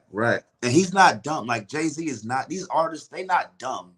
They know exactly what they doing and what they say and how they say it and what they mean. Right. So when you say things like that, right, F the law, keep sinning, right, you're literally teaching people how to scatter the sheep, or you're a shepherd, a wicked shepherd in John 10:1, right? John 10:5. You're a op. You're the opposition, right? Princess Judea said it right. He is a straight devil, right? He's a deceiver, right? He's a deceiver. He's a deceptive, right? And, you know, we understand the smooth words of a rap album, the smooth words of an R&B lyric, right? Or a hot beat is going to subconsciously put in your brain how to break the laws of God subconsciously, right? This is why they hate us on these social media platforms, because we teach the truth. They hate us on here, and we love to hate. Keep the hate coming. Like, they're not coming at Muslims like this, right? They're not coming at Jehovah's Witnesses like this. The most Jehovah's Witness get is a slam door, right? They coming at your families. They coming at your wives. They're going to come more and more at you because you teach the truth and sincerity. All right. So where we at? So Yahawashi say he's the door, right? Yahawashi say he's the way to get into the kingdom. Let's get John 10. Where we at? Verse 9. Let's get verse 9. Ephraim, can you pull up pastors, or pastures, however you pronounce it, in the Strong's Concordance? This is the book of John. And go ahead, Salakia. Yeah, there we go. Get John 10. You're good. Go ahead. This is the book of John, chapter 10, verse 9. I am the door. By me, if any man enter in, he shall be saved. Stop right there. Real quick. real quick. So Christ says, I am the door. I am the da, right? I am the entrance. By me, by Hamashiach, if any man enter in, he shall be saved. This is the definition of salvation, well, one of many definitions. But if someone says, how do I get salvation? You have to have Christ. You have to get into the kingdom through Christ. You would actually be what do they call a trespasser if you come any other way. Right? Read on. And shall go in and out and find pasture. All right. I want to get this word pasture real quick. Watch this. Get that real Strong's G 3542. quick. Uh-huh. Name. Uh-huh. Name. Name, right? Now, what does that say in the Strong's Concordance? It says from the same as 3542? No. Click that 3551. Yeah, try that one. Look at this. What's that word? It said name, right? That's name. That's the root Strong's word. G 3551. Namas. Namas. Now, what does that say in definition? Anything established, anything received by usage, a custom, a law, a command. Read on. Of any law whatsoever. Now let's get the Strongs. Go down to the Strongs. Watch this. Law. Read on. Regulation. Especially of Moses. Especially of what? Of Moses. So Christ is saying, now that we understand what that pasture, when you break these words down, no may, right? Or nama, the root word goes down back to the law of Moses. Then it says also of the gospel, or figuratively a principle or law. So did everybody catch that? Look at B. It says of the Mosaic law. Just to be even clearer. Hey, listen. We teach the truth of this Bible here at YAHAWAH'S camp, man. Right? I don't know what your pastors are doing, but they're just giving you rhetoric. They're just giving you words, and it's a good message. It's a feel-good message. A locker room halftime speech, right? Bobby Boucher, he come in at halftime and save the day, right? They give you pork sandwich and seafood boil. Right, but when we break this word down, pasture, all right? So now let's read it again, John 10:9, with the understanding now. This is the book of John, chapter 10, verse 9. I am the door. By me, if any man enter in, he shall be saved, and shall go in and out and find pasture. Now you're going to find the law, or how to, on more specifically, how to observe the law correctly, right? How to observe the law correctly, and you have to first start off right with going through YAHAWAH, right? Hey, YAHAWAH was deep with the metaphors and the parables, weren't he, King?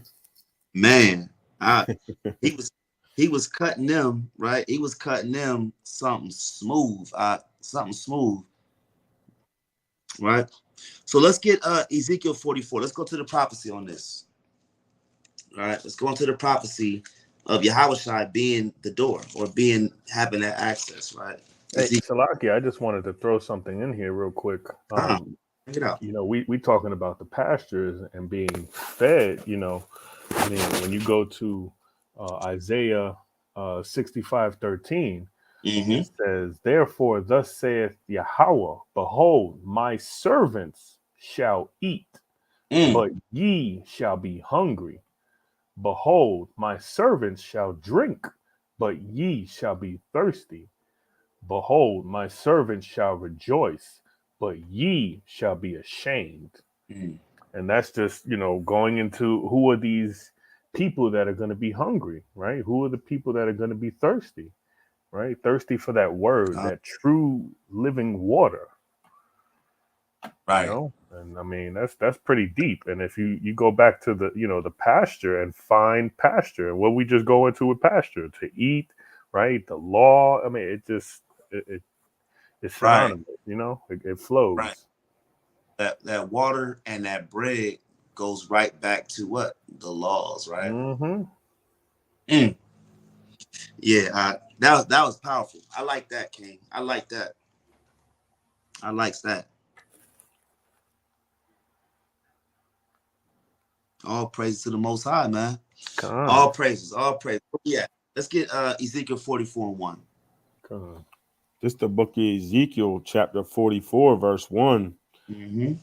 Then he brought me back the way of the gate out of the outward sanctuary, which looketh towards the east, and it was shut. And it was shut, right? So understanding this, you have to understand that a lot of we lost our access to the Most High. By the time we're in captivity, whether it's Babylonian or Medo-Persian, Greek, right? We lost access to the Most High. That's why it says the gate was shut. The gate meaning the door, right? There's no access, right, to the sanctuary. It was shut. We can, like it was defiled physically. The temple was defiled, right? And you can see it. I'm pretty sure you can probably walk in physically, but spiritually, our connection with the Most High at this point, the Most High said that door is going to be shut. There's no more access. Read on. Verse 2.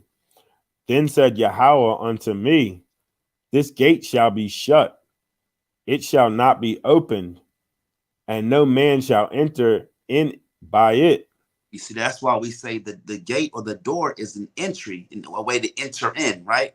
And no man was going to be able to enter in or come into the presence of the Most High. We lost the priests, right? We lost our leaders. We lost our priesthood. We lost our elders. We lost a lot of the brothers that was doing things correctly because of the folly that Israel was under, right? Read on. Because Yahweh, the God of Israel, hath entered in by it, therefore it shall be shut. Mm-hmm. Read. Verse 3. It is for the prince. The prince, he shall sit in it to eat bread before Yahweh. He Mm-hmm. shall enter by the way of the porch of that gate, and shall go out by the way of the same. You see that? So who is this prince? Yahweh Shah? Yahawashi, right? So the prince, because listen, you'll get a non-messianic or Torah only or Tanakh only. They're going to say that's Zerubbabel, right? Read it again. I'm going to show you the difference. Read it again. At the top, verse 3. Verse 3, come. This is Ezekiel chapter 44, verse 3. It is for the prince. The prince, he shall sit in it to eat bread before Yahweh. So Zerubbabel, right, isn't eating the bread before the Most High. Let's get Leviticus 24:7, right? And then let's also get, because this also goes into the priesthood of Melchizedek, right? This goes into the Melchizedek priesthood, right? Because the priests was able to go into the sanctuary and eat the holy things, right? And we know Yahawashi is also a king and a priest by the priesthood of Melchizedek. All right, so let's get Leviticus 24:7. This is the book of Leviticus, chapter 24, verse 7. Mm-hmm. And thou shalt put pure frankincense upon each row, Mm-hmm. that it may be on the bread for a memorial, even an offering made by fire unto Yahweh. Mm-hmm. Verse 8. Every Sabbath he shall set it in order before Yahweh continually, being taken from the children of Israel by an everlasting covenant. Read verse 9. Verse 9. And it shall be Aaron's and his sons. It should be who? And it shall be Aaron's and his sons. So Aaron, right, was a Levite, and his sons were Levites. So this shewbread that we're talking about is for the priesthood of Levi, but specifically by the sons of Aaron. Read on. And they shall eat it in the holy place, for it is most holy unto him of the offerings of Yahweh, made by fire by a perpetual statue. A perpetual statue, right? So this prince that we're seeing in Ezekiel 44:3, right? He's going to come right back into that sanctuary, and he's going to eat the bread before the Lord, right? I didn't see Zerubbabel doing this, right? I didn't, right? It's a priesthood, right, and a kingship as well. All right. I want to get also let's get Genesis 14:8. Let's go back to the account that Abraham had with Melchizedek, and let's tie these together. Khan, also another quick thing. Who else was on a porch? And that just makes me think of Solomon's porch. And Yahawashi was on Solomon's porch. Right. Khan, that's right. That's right. Hey, that's a heavy point. I actually missed that one. That was good, right? He should enter in by the way of the porch. And Yahawashi sat on Solomon's porch during the Feast of Dedication when they rededicated what? The temple. Mm-hmm. Right? He was commemorating the Feast of Dedication when they rededicated the temple, or what? The sanctuary that was supposed to be shut. Mm-hmm. Yahawashi fulfilled that prophecy on the low. People didn't even catch that. They was more concerned in being the Most High. Mm-hmm. Right? You said All right. Genesis 14:18.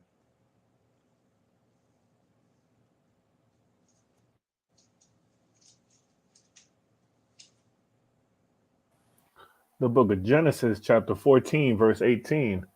It says, and Melchizedek, king of Salem, brought forth bread and wine, Mm-hmm. and he was the priest of the Most High God. You see that? So he brought forth bread and wine. So let's just understand what that bread represents. Right? The bread represents the understanding of the word, the knowledge of the word, right? So he was bringing that bread and wine, and he was the priest of the Most High. So when we had the shewbread in the tabernacles, right, or on the in the holy or set aparts, right, that represented the understanding, right, the understanding of the Most High, right. Let's get let's get Proverbs 9:4. All right, let's get Proverbs 9:4, and we're gonna read down to verse 10. It goes into understanding the law of the Most High, right? Come, this is the book of Proverbs, chapter 9, verse 4. Whoso is simple, let him turn in hither. As for him that wanteth understanding, she saith to him. So so wisdom, right? Wisdom is saying, if you want understanding, right? Read. Verse 5. Come, eat of my bread, and Mm-hmm. drink of the wine which I have mingled. You see that? It said, so wisdom says, eat of my bread and drink of the wine. What did Melchizedek bring? He brought bread and wine, right? And that goes into the understanding. All right, read on. Verse 6. Forsake the foolish and live. And what? Forsake the foolish and live. And what gives us life? What? Right. Yeah. What gives us life, or what kills us or gives us life? Baruch 4:1. Come. Anybody got that? Let me pull that up real quick.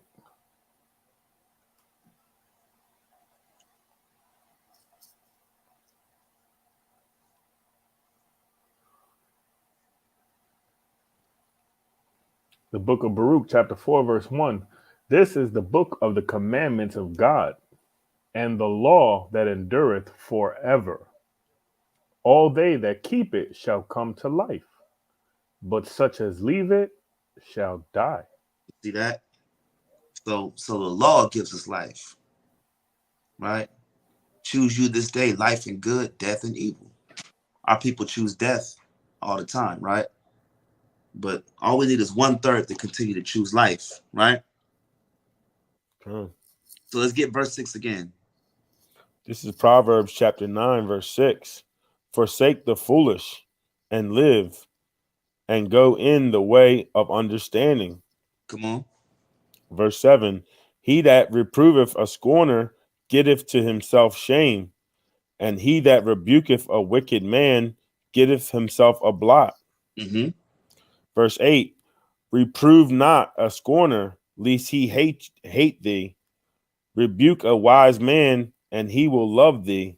Right. And ultimately, when we out there teaching, we're not out there to teach to make someone feel bad, even though they drive us to that point where we do got to get on them a little bit, right? Because they're a scorner, right? They're also a scoffer as well, right? But if our people are wise, they're going to hear this rebuke, and then they're going to get that understanding, and ultimately they're going to thank you and love you. Hey, thank you for rebuking me openly, because if it wasn't for you, or the Most High, right, I'd still be in a life of sin. That's what we hope for when we go out there and teach. It don't happen, but sometimes it do, but sometimes it don't. Only way it happens is if they hear the shepherd's voice, and it hearkens and it makes sense to them. Right?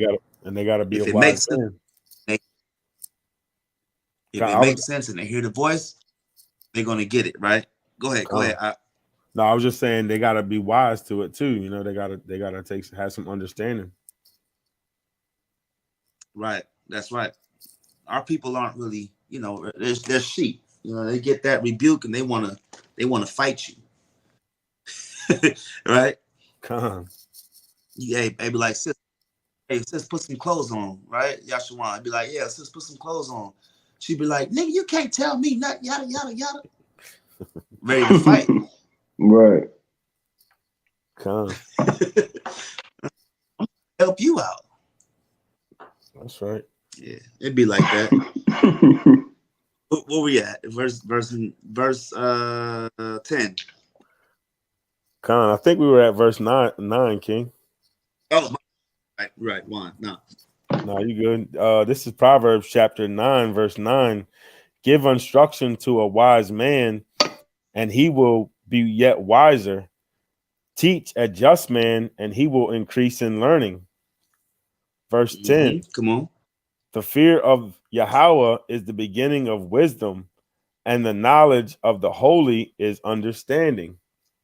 It says the knowledge of the holy is understanding. These all goes back to how you obey and apply the law to your everyday life. Do you keep the Sabbath day? Are you putting the fringes on? Do you abstain from unclean foods? Do you not worship other gods? All these things are how you apply the law to your everyday life, right? What's that? Let's get Romans 7:12, because it said, and the knowledge of the holy is understanding, right? So let's get Romans 7:12.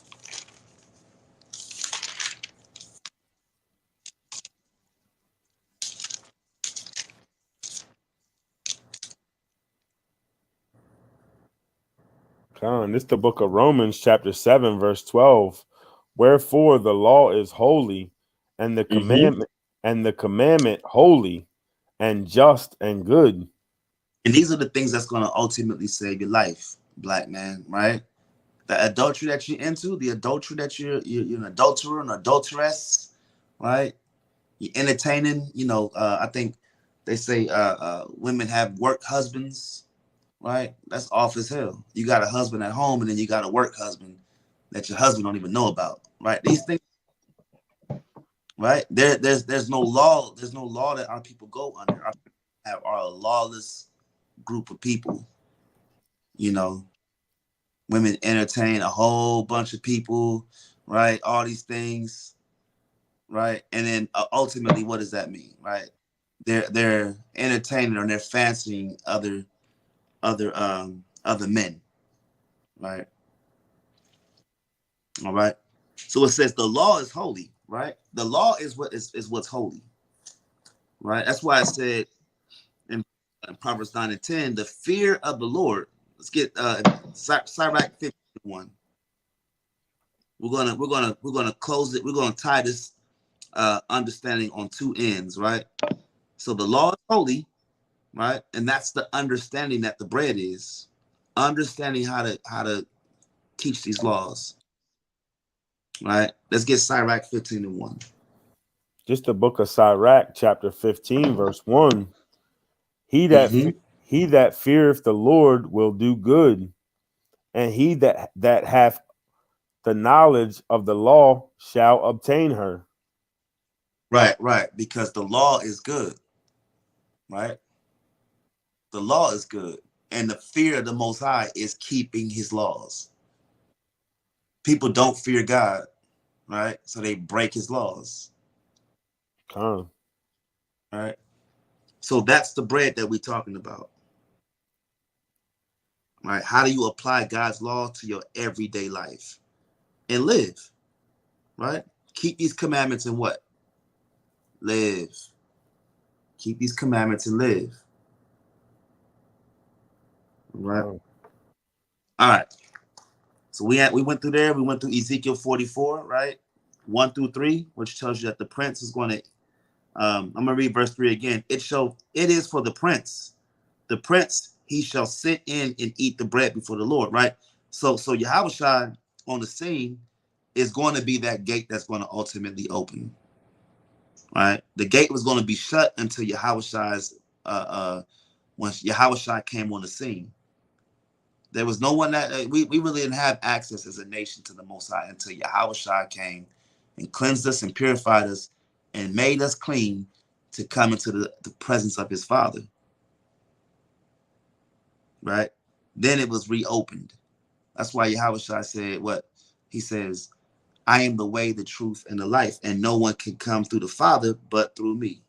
Right? We're going to get that. We're going to get that. That's actually next on my list. All right. So let's get John chapter 10, right? And let's get verse 10. Just the book of John, chapter 10, verse 10. The thief cometh not, but for to steal and to kill and to destroy. So this thief that we're talking about is the same thief in verse 1, right? The same thief or the stranger in verse 5, right? That's the thief we're talking about. They're a robber and a thief. So these guys, verse 10, the thief cometh not but for to steal. He's trying to steal the kingdom. He's trying to come in without Yahawashi, right? And to kill and to destroy, right? Read on.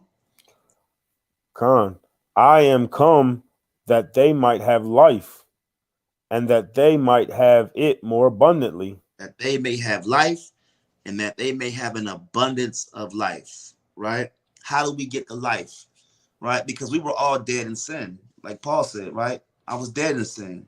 Now I'm no longer dead in sin. Why? Because Christ died so that my sins can be forgiven, right? That's actually the name, right? The name of Christ is he is salvation, or he is deliverance. All right, let's get Matthew 1:21. And then let's get John 14:6. You got something you want to bring out, Ephraim?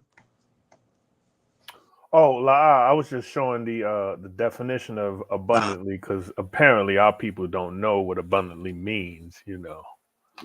Right. Yeah, abundant, right? That's that super abundant, right? That superior implication, excessive, right? Depending on the context, right? Advantages, very highly, beyond measures, over and above, all these definitions, right? And that all comes from serving the Most High, Right. I'm sure every single brother that's with us can vouch for how the Most High has increased them, you know? Right. Even when it comes to your understanding on this Bible, I remember one time when I first came into the camp, I told Elder Zaquan, I said, man, I learned more in, 3 weeks than I learned in my whole understanding of Christianity. Me as well. I've been in the Catholic Church, Christian Church, Baptist Church. I mean, you name it, I was in it. Con. Yeah, Learned as much as I've learned. Ephraim was in there worshiping Mary, the Mother Mary, the Mother Mary. Right. He had on the So, rosaries. God, God, We were doing this. from right there, hitting his big toe on the pulpit. uh-huh. All right, so let's get Matthew 121 real quick.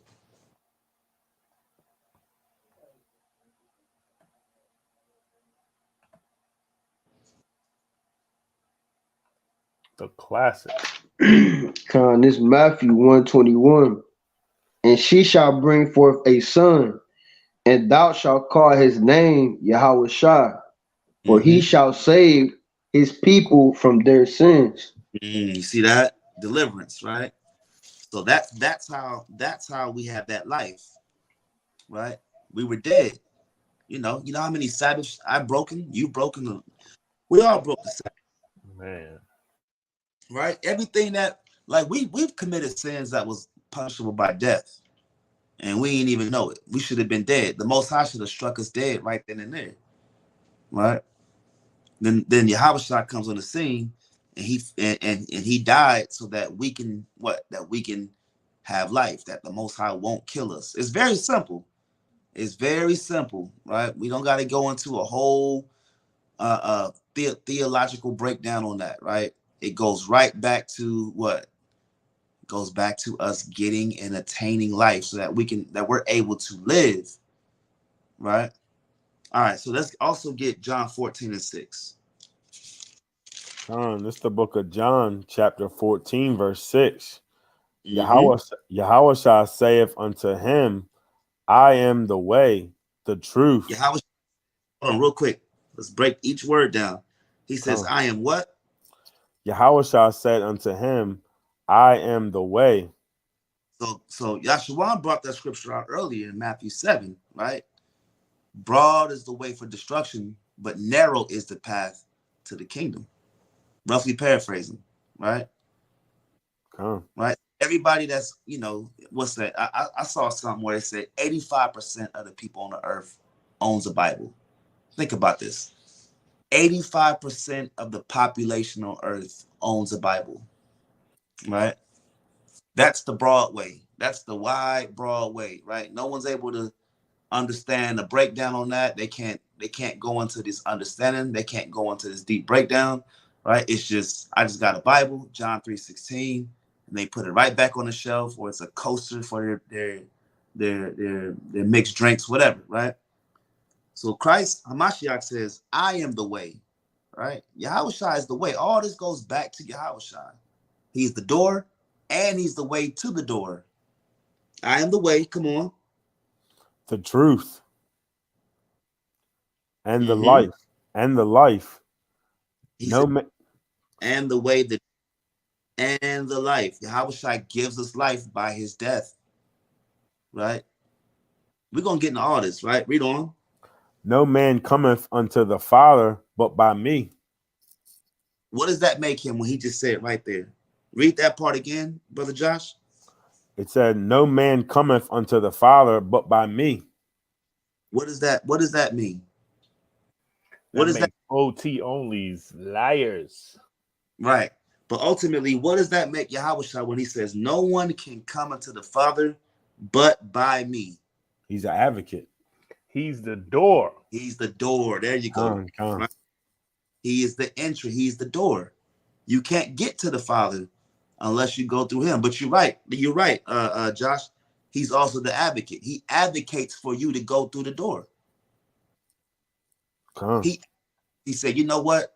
The brother was off, in the early 2000s or the 2010s. That he converted and came into this truth. I'm an advocate for him. Right? Well done, my faithful servant. All right. All right, where we at? Let's get John 10.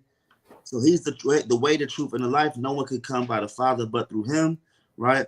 And then let's see. Now let's get verse 11. Khan, it's the book of John, chapter 10, verse 11. Uh-huh. I am the good shepherd. Mm-hmm. The good shepherd giveth his life for the sheep. That's why we went to Matthew 1:21, right? He gave his life for the sheep, right? So let's get two precepts. All right, let's get Hebrews 9:15. Right?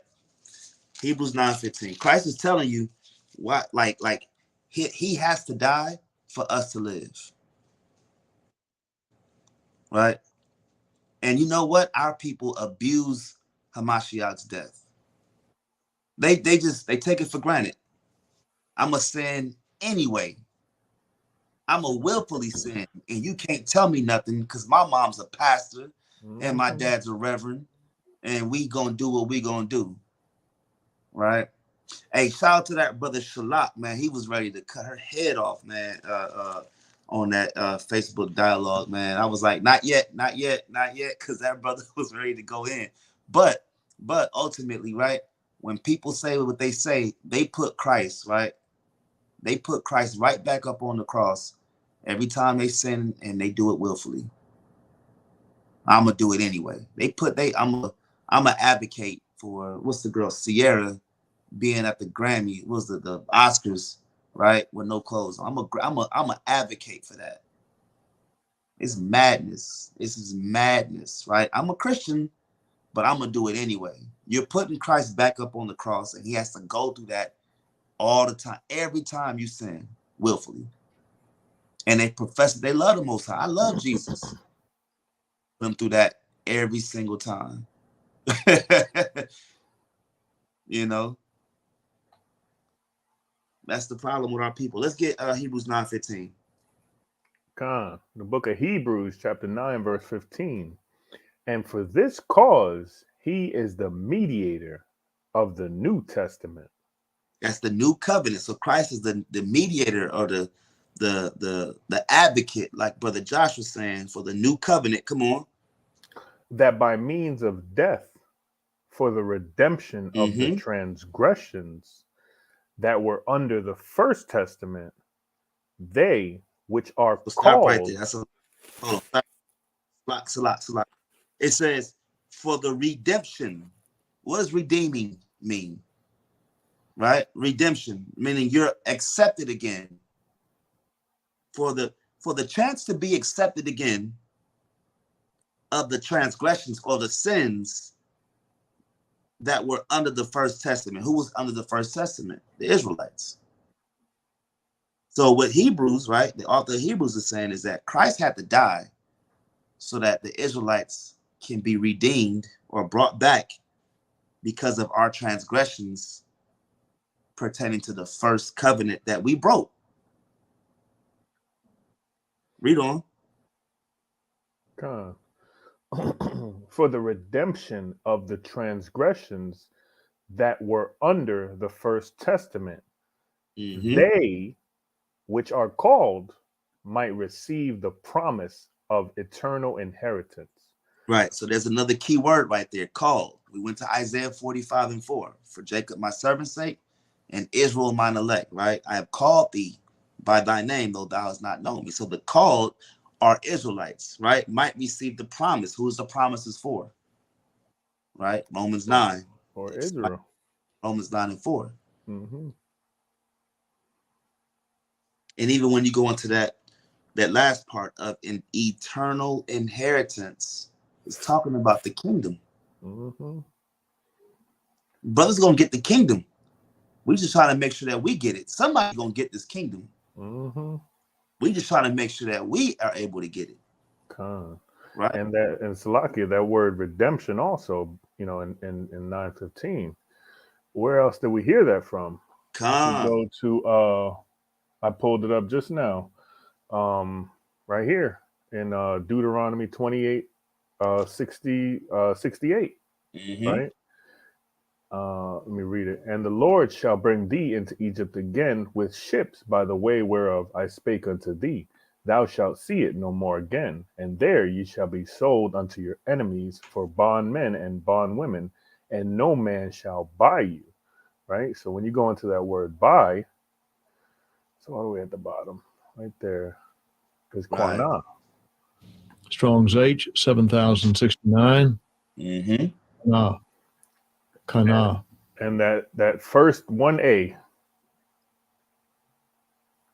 redeeming his people. There you go. Right? His Right. purchase to Right. redeem. Right? That's the redemption. He's saying that no man's going to be able to buy you but me. Right. Right? And that goes over everybody's head. It's crazy. So is it safe to assume that redemption also is what? Salvation? Come on. So, and what is YAHAWAH'S name is? He is salvation. Mm-hmm.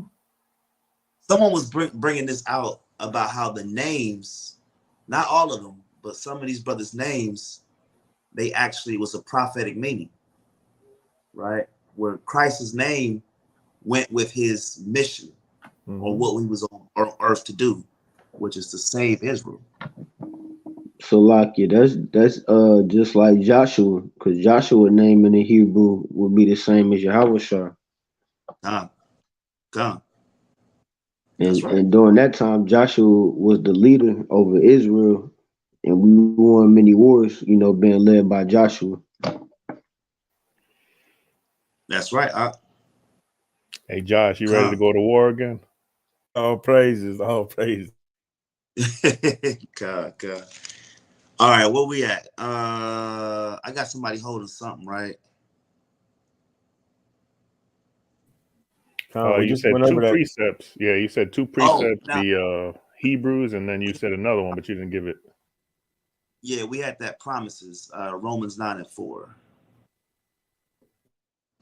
Because remember, Hebrews 9:15 says, and for this cause he is the mediator, right? Or that intercessor, right? That conduit of the New Testament, that by means of death, so he had to die for the redemption of the transgression that were under the first testament. No other nation was under the first testament but the 12 tribes of Israel, right? So meaning that Christ died for the redemption of Israel, right? They which are called, again, Israel, Isaiah 45:4, might receive the promise of eternal inheritance. All right, so let's get 9:4. Romans 9:4. Khan, this is the book of Romans, chapter 9, verse 4. Who are Israelites, to whom pertaineth the adoption and the glory and the covenants and the giving of the law and the service of God and the promises. You see that? So that all goes to Israel, right? That's what we call, right, two scriptures that are harmonious with each other, right? Oh. All right, so then Hebrews 9:16 says, watch this, for where a is, there must also of necessity, meaning it doesn't work. What does it mean to be necessary? Be needed. It's needed, right? It ain't working without you. Is, there must also of necessity be the death of the testator, right?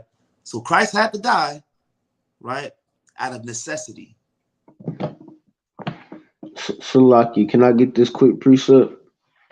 Come. Let's go into what you saying. This Isaiah 53, and I'm gonna start at verse 5. And for all those who know, Isaiah the 53rd chapter is going into Yahawah. It says, but he was wounded for our transgressions, he was bruised for our iniquities. The chastisement of our peace was upon him, and with his stripes we are healed. You see that? Verse 6, it says, all we like sheep have gone astray, just like we was going into before. It says, we have turned every one to his own way, and the Lord have laid on him the iniquity of us all. Like you was going into, like he had to. It was necessary for him to be that sacrifice, so we can return back to the Most High. Verse Con. verse 7. He was Mm-hmm. oppressed and he was afflicted, yet he opened not his mouth. He is brought as a lamb to the slaughter, and as a sheep before her shearers is dumb, so he openeth not his mouth. But that's it on that. Keep going down to verse You should go down to verse 9. 8 and 9. Count verse 8. He was taken from prison and from judgment. And who shall declare his generation? For he was cut off out of the land of the living. For the transgression of my people was he stricken. Yeah, you see that Christ was stricken, right? He had to bear the sins of Israel, right? That's the death of the testator, right? That And that, sacrifice. and that go back to that Acts 5 and 30 on down. Because like you said, this is possessive. It says, for the transgression of my people was he stricken. Mm-hmm. So that cut where everybody, them Christians be talking about, well, he died for all of our sins. You guys Right. are liars. You guys are liars. Right. Right. The Christians that be on Glenwood, you guys are deceived. He died for everybody. Hey, she talking directly to you right now, Yahshua. Yeah, we talk about sweet Jesus, right? Get Verse 9, it says, and he made his grave with the wicked and with the rich in his death, because he had done no violence, neither was any deceit in his mouth. praises, right? So that suffering servant, right? The suffering servant is a good scripture that goes into the annihilation, not annihilation. I hate to use that word with the king, man, but just the death and burial and resurrection and the purpose of Hamashiach Yahawashi, and why he was put to death. Right, that was his lot. That's what he was here to do. Right. So now we can go right back to John 10 and 11, and we can read it with more understanding now. Right. So it says, Yahawashi says, I am the good shepherd. The good shepherd giveth his life for the sheep. Right. Again, he sent to the lost sheep of the house of Israel. All right. Let's get John 10 and 12. This is the book of John, chapter 10, verse 12. Mm-hmm. But he that is an hireling and not the shepherd, whose own the sheep are not, seeth the wolf coming, and leaveth the sheep, and fleeth. Come on. And the wolf catcheth them, and scattereth the sheep. So that goes right back to that Jeremiah 23, right? Where these shepherds, these false shepherds, right? They're not going to lay their life down on the line for the sheep. They're going to run. They're going to flee. They see the wolf and they're going to run. What shepherd is worth a damn when he see a wolf and he run and leave the sheep to get annihilated, right, by the wolves, right? That's your modern day pastors. That's your modern day leaders, right? That's the guys that's telling you how to live, and they're teaching you to break the commandments of God. They say F the law, keep sinning. They're going to run when we get attacked, right? Remember Joel Osteen, when that damn flood came a couple years ago, he closed the church doors. He didn't want them Negroes in this multi-million-dollar establishment. All right, they had food, warmth, shelter. They out of the elements. That mega church could have been a place for people to literally have a place of refuge. And he closed them doors and told y'all, don't come here. Right? And this is who we give our money to. Guys like But Joe and Creflo Dollar and TD Jakes. So lucky, but I thought they teach in their congregation that we are equal and God love everybody. Yeah, But they yeah, when all hell break loose, they say the hell with y'all. I gotta save myself. yeah. I mean, Osteen got enough money. He wasn't that when that came. I think he's out in Texas. I think his congregation's in Texas. He wasn't even there, man. He probably was gone. And he said, "Y'all not opening these church doors for them niggas." All right. And then the next week, when the flood went away, he passed that collection plate right around. You know, we got to pay for the damages in the church, but when things go bad, like Yahshua said, all hell break loose. That churches ain't even open for you to have refuge, and you got young children, women that's single mothers, right? Young families, and they had to suffer and had them homes flooded out. Right. That's why in verse 12, John 10 and 12, he says, but he that is an hireling, meaning they teach for money.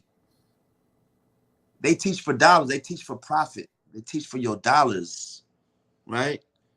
But he that is an hireling and not the shepherd. These guys aren't the shepherd of our people. They use the Bible to push their own agenda and to make themselves money. We don't charge for none of this. We take time out of our families, out of our loved ones. We take time from studying to come out here and teach our people for free, right? We're not shepherds of hire, right? Whose own the sheep or not, meaning they don't even belong to our people. A lot of times you'll have an Edomite or a Moabite teaching you. We're not the same. What can the Edomite teach the black man, right? Or what can a so-called Chinese man teach the black man, right, about oppression in America, right? It says, and he fleeth, and the wolf catcheth them and scattereth the sheep, right? Get 13. Verse 13. Wait. Let's get Ezekiel 34, 2 through 7. I want to get this real quick. My fault. Ezekiel 34, verse 2.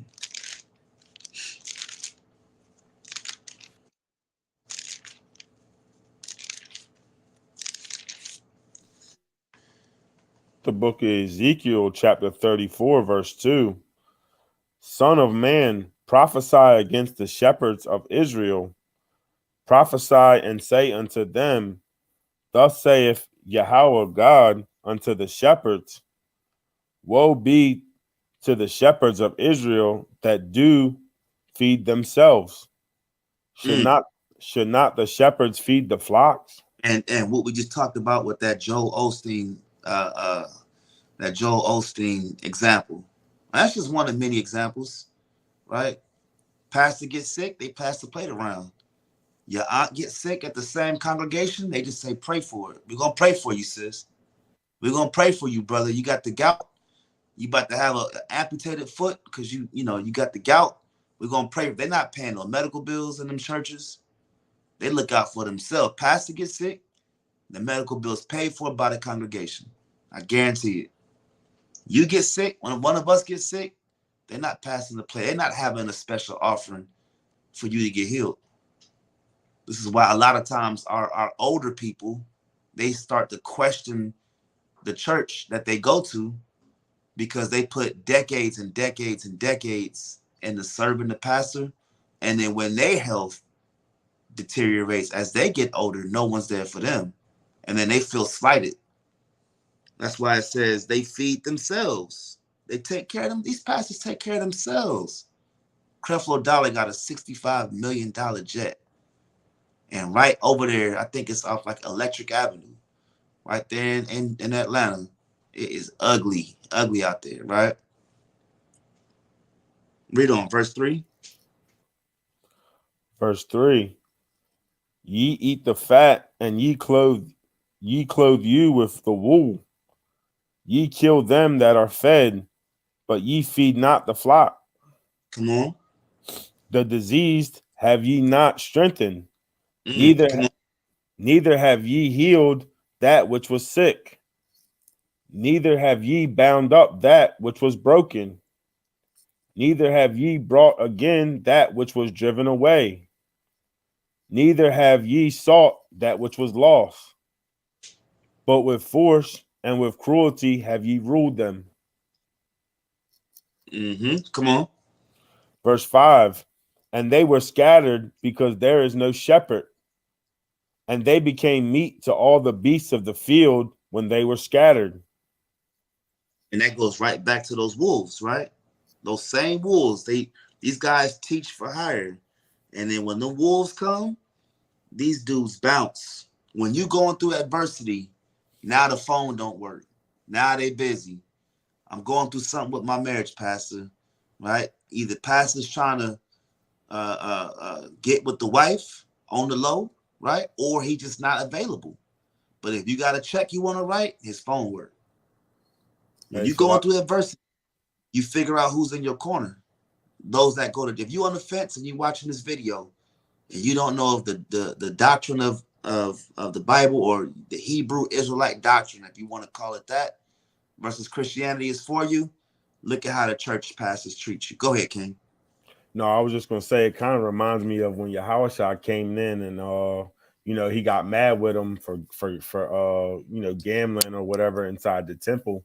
It's almost like they turn a place of worship now into business. It's all over profit and monetary values.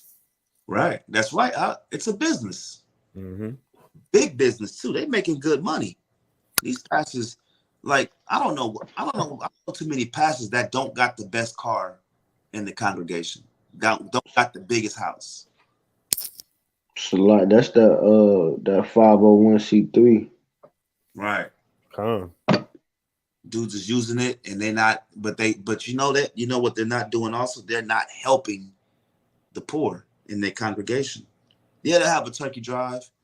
Yeah, they'll have a Christmas, turkey drive or a Thanksgiving turkey drive, but they're not paying bills for the people. It should work that way. If you're giving me money, I should be able to come and help you out when you're in a jam. Like pastor shouldn't have a $65 million jet. Right. $65 million. You know what that can do to the black community in Atlanta? Hey, Salaka, it's almost like when we're out there Saturdays, you got that big church and you got the homeless out front, but they ain't opening the door up, letting them get warm, Right, exactly. The vintage church, right where we teach, they actually have a sign there saying you can't even sleep here until a certain time. And then, we see them every Saturday. When it starts to get dark, them homeless folks start making to that little spot where they sleep at. Mm-hmm. And they be trying to attack us like we ain't doing, like we the ones that did it to them. Right. They mad at us. But that's nothing but a wicked spirit that they got, right? Let's get verse 6. Verse 6, my sheep wandered through all the mountains and upon every high hill. Yeah, my flock. And watch. It said in every high hill and every mountain, which is what? All the nations, all the kingdoms. Mountains represent what? Governors and rulership. So we were going through different captivities. We were going through different places of principalities and municipalities. We were going through all these things that were established, and we still couldn't get help from the so-called leaders of our people. And this even goes not just to the pastors, like I said, it goes to your civil rights leaders, your Al Sharpton, Jesse Jackson, right? To an extent, Martin Luther King and Malcolm X, right? They scattered our people because they didn't teach the laws of the Most High. The platform that Malcolm X had and Martin Luther King had and the Black Panthers had, they taught people how to keep God's law that they said they was fighting for, we would have been gone already. We would have been back in the kingdom. Right? Read on. Upon every high hill, yeah, my flock was scattered upon all the face of the earth, and none did search or seek after them. Read on. Verse 7, therefore, ye shepherds, hear the word of Yahweh. That's it on that. That's it on that, right? That's it on that. So understand, let's go back to John 10 and 12. These guys that are hirelings, they teach for money, they teach for profit. And they teach you lies at the same time. Right? Where we at? 229. All right, read on. Let's get verse 13. It's the book of John, chapter 10, verse 13. And the hireling fleeteth, because he is a hireling, and careth not for the sheep. They don't even care about the sheep. They don't even care about you. They don't. They don't. Read on. Verse 14. Mm-hmm. I am the good shepherd, and know my sheep, and am known of mine. You see that? He says, I am the good shepherd and know my sheep and am known of mine. We know Christ because not only is he the good shepherd, but we know YAHAWAH'S. Why? Because we know his voice. Right? Oh. We can hear his voice. And it's like we're like those baby zebras, those baby sheep. When our mother or our father call, we come home. Right? We listen out for the voice of our elders. Right? Which is YAHAWAH'S. This is Ezekiel 34:11. For thus saith the Most High God, behold, I, even I, will both search my sheep and seek them out. That was Ezekiel 34:11. I'm going to read it again. It says, well, let me start at verse 9. Therefore, O ye shepherds, hear the word of the Lord. Thus saith the Most High God, behold, I am against the shepherds, and I will require my flock at their hand. Meaning, what they're doing, like we got, like these wicked pastors, they got to pay for that, right? And cause them to cease from feeding the flock. Neither shall the shepherds feed themselves anymore, for I will deliver my flock from their mouth, and they may not be meat for them. Verse 11, for thus saith the Most High God, behold, I, even I, will both search my sheep and seek them out. Verse 12 says, as a shepherd seeketh out his flock, in the day that he is among his sheep that are scattered, so will I seek out my sheep, and I will deliver them out of all places where they have been scattered in the cloudy and dark day. 13, and I will bring them out from the people and gather them from the countries, that's because we're scattered, and will bring them to their own land and feed them upon the mountains of Israel, the kingdom of Israel, right? By the rivers and in all inhabited places of the country. All right. All right, where we at? John 10 and 15. We're gonna close it out in these next few, and that'll be it. Let's get John 10 and 15. It's the book of John, chapter 10, verse 15. As the Father knoweth me, even so I the Father, and I lay down my life for the sheep. Verse 16. And other sheep I have, which are not of this fold. Them also I must bring, and they shall hear my voice. And there shall be one fold and one shepherd. It says they're going to be one fold and one shepherd. Who are the other sheep? Because, Pastor Pork Chop or whoever, they may say that's for everybody now. See that? You 12 tribes, keep reading. Y'all Israelites don't ever like to keep reading. Who are the other sheep? Are they talking about the Northern Kingdom? Northern Kingdom, right? Let's prove it. We don't just say things at this camp, right? We're gonna prove it. Ezekiel 37:16. I'm just trying to get it, damn it. All right, so let's do this, right? Because you there. Let's get Ezekiel 37 and 16. Let's actually get let's get 19. Hold up. Yeah, 19. Let's get 19. And then we're gonna read down to 24. The book of Ezekiel, chapter 37, verse 19.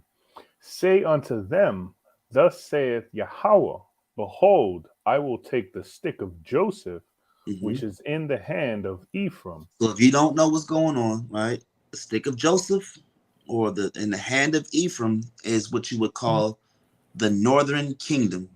The northern kingdom.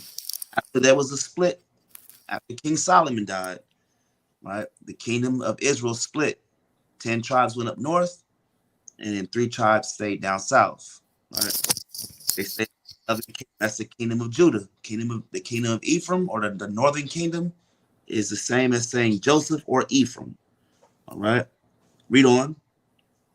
which is in the hand of Ephraim, Uh-huh. and the tribes of Israel his fellows, and will put them with him, even with the stick of Judah, and make them one stick, and they shall be one in mine hand. Come on. And the sticks whereon thou writest shall be in thine hand before their eyes. Uh-huh. And say unto them, Thus saith Yahweh, Behold, I will take the children of Israel from among the heathen whither they be gone, and will gather them on every side, and bring them into their own land. So the Most High is going to take us from being scattered, all 12 tribes, no matter where you at, right? You're going to be scattered. You're going to be taken abroad. This is thousands of years ago this prophecy was written, right? You can only imagine the amount of scattering that has happened, right? And he's going to bring us into our own land, right? Read on.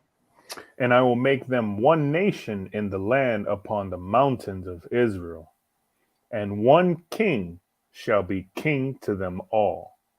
And they shall be no more two nations, neither shall they be divided into two kingdoms any more at all. Read on.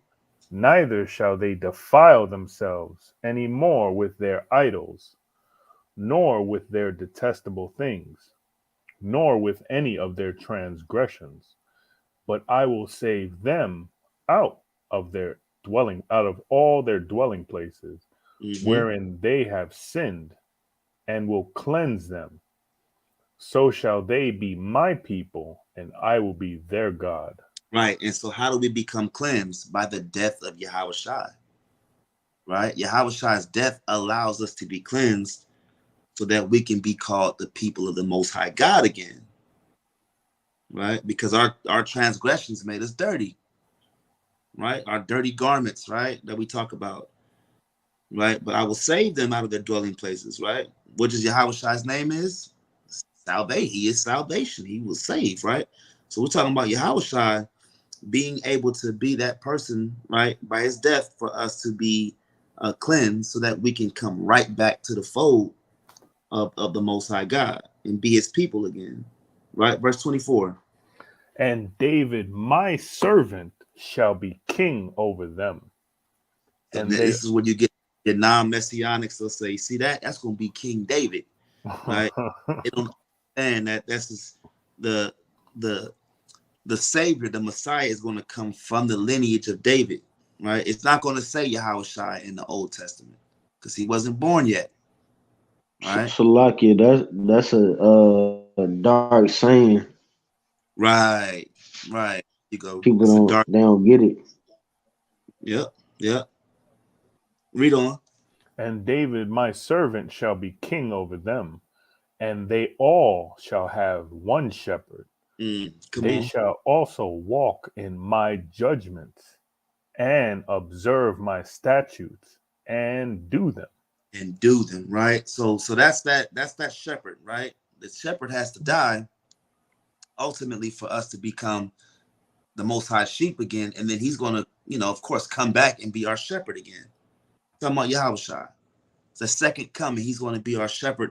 He's going to unite the two nations, one, he's going to make two kingdoms into one nation, the kingdom of Ephraim and the kingdom of Judah, right? So I got another precept on that too. Come, bring it out. This the book of 2nd Esdras, chapter 13, and I'm going to start at verse 33. And when all the people hear his voice, every man shall in their own land leave the battle they have one against another, and an innumerable multitude shall be gathered together, as thou sawest them willing to come and to overcome him by fighting. But he shall stand up upon the top of the Mount Zion, and Zion shall come and shall be shewed to all men, being prepared and builded like as thou sawest the hill graven without hands. And this my son shall rebuke the wicked inventions of those nations, which for their wicked life are fallen into the tempest. and shall lay before them their evil thoughts, and the torments wherewith they shall begin to be tormented, which are like unto a flame, and he shall destroy them without labor by the law, which is like unto fire. And whereas thou sawest that he gathered another peaceable multitude unto him, those are the 10 tribes which were carried away prisoners out of their own land in the time of Hosea the king, whom Shalmaneser the king of Assyria led away captive, and he carried them over the waters, and so came they into another land. So that's just going into Yahawah bringing back the northern and the southern kingdom into one nation, or into one kingdom again. That's right. When you go into that second Edris, we're going to the eagle, and then Yahawah being that lion. When you read it, the whole chapter. Come. This is Hosea 1:10. Yet the number of the children of Israel shall be as the sand of the sea, which cannot be numbered, nor measured, nor numbered. And it shall come to pass that in the place where it was said unto them, ye are not people, there it shall be said unto them, ye are the sons of the living God. Then shall the children of Judah and the children of Israel, northern kingdom, southern kingdom, be gathered together and appoint themselves one head, and they shall come up out of the land, for great will be the day.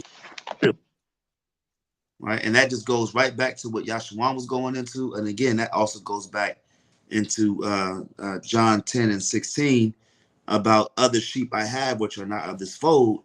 Them also I must bring, and they shall hear my voice, and there shall be one fold and one shepherd. Right. Even when you go on to Romans, the 9th chapter and the 23rd verse, let me get that real quick.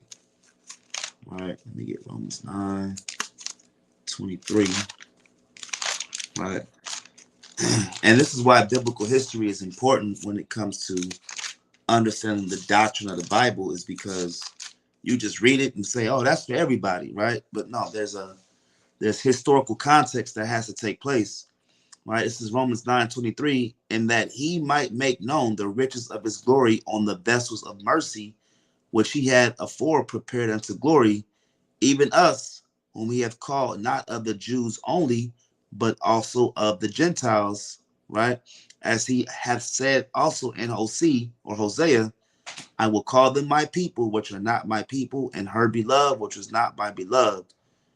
And it shall come to pass that in the place where it was said unto them, ye are not my people, there shall they be called the children of the living God. Right. So those other sheep that he has, right, that's not mentioned, right, in John 10:16, he's talking about the northern kingdom, and also there's southern kingdom Israelites that was scattered as well. Right. We always go into the northern kingdom that was scattered, but you also had southern kingdom Israelites that was in that was in Ephesus, that was in Philippi. They was all over, right? It was in Egypt. Thessalonica. All right. Yeah, Thessalonica. Yep, that's right. And that's why Paul's letter, of course, had to get the gospel out to the Israelites that was scattered. All right. So let's finish this out, and then that should be it. Let's get John 10:17. This is the book of John, chapter 10, verse 17. Therefore doth my Father love me, because I lay down my life, that I might take it again. Read on. This is the verse 16. No man taketh it from me, but I lay it down of myself. I have power to lay it down, and I have power to take it again. This commandment have I received of my Father. Right. And even when you go into the Torah, right, you lay your life down for your brother. You lay your life down for your brother. That goes back to the law. That's the commandment that the Most High gave to all Israelites, including Yahawashi. Right? Huh. You know? Verse 19. There was a division therefore again among the Jews for these sayings. Verse 20. And many of them said, He hath a devil and is mad. Why hear ye him? Verse 21. Mm-hmm. Others said, These are not the words of him that hath a devil. Can a devil open the eyes of the blind? Right. So you see that? So that last part is important, right? Read that last part again, that last sentence. Come this is John chapter 10, verse 21. Others say, These are not the words of him that hath a devil. Can a devil open the eyes of the blind? So what does that make the there was a division, all right? You have a division between, they were talking about this. Some was against Yahushua, and they said he got a devil on him. He's a deceiver. But then verse 21, some say, hey, but how's he opening the eyes of the blind? Like Christ was literally giving sight to the blind, but he was also spiritually giving sight to the blind as well. That means that the people in verse 21 were the sheep that voice of Yahushua. So like I got a go ahead. I got a precept that go right along with that. This another account that's similar. This Matthew chapter 12 verse 22. It says, Then was brought unto him one possessed with a devil, blind and dumb, and he healed him, insomuch that the blind and dumb both spake and saw. And all the people were amazed and said, Is not this the son of David? But when the Pharisees heard it, they said, This fellow doth not cast out devils, but by Beelzebub, the prince of the devils. And Yahushua knew their thoughts and said unto them, Every kingdom divided against itself is brought to desolation, and every city or house divided against itself shall not stand. And if Satan cast out Satan, he is divided against himself. How shall then his kingdom stand? And if I by Beelzebub cast out devils, by whom do your children cast them out? Therefore they shall be your judges. But if I cast out devils by the Spirit of God, then the kingdom of God is come unto you.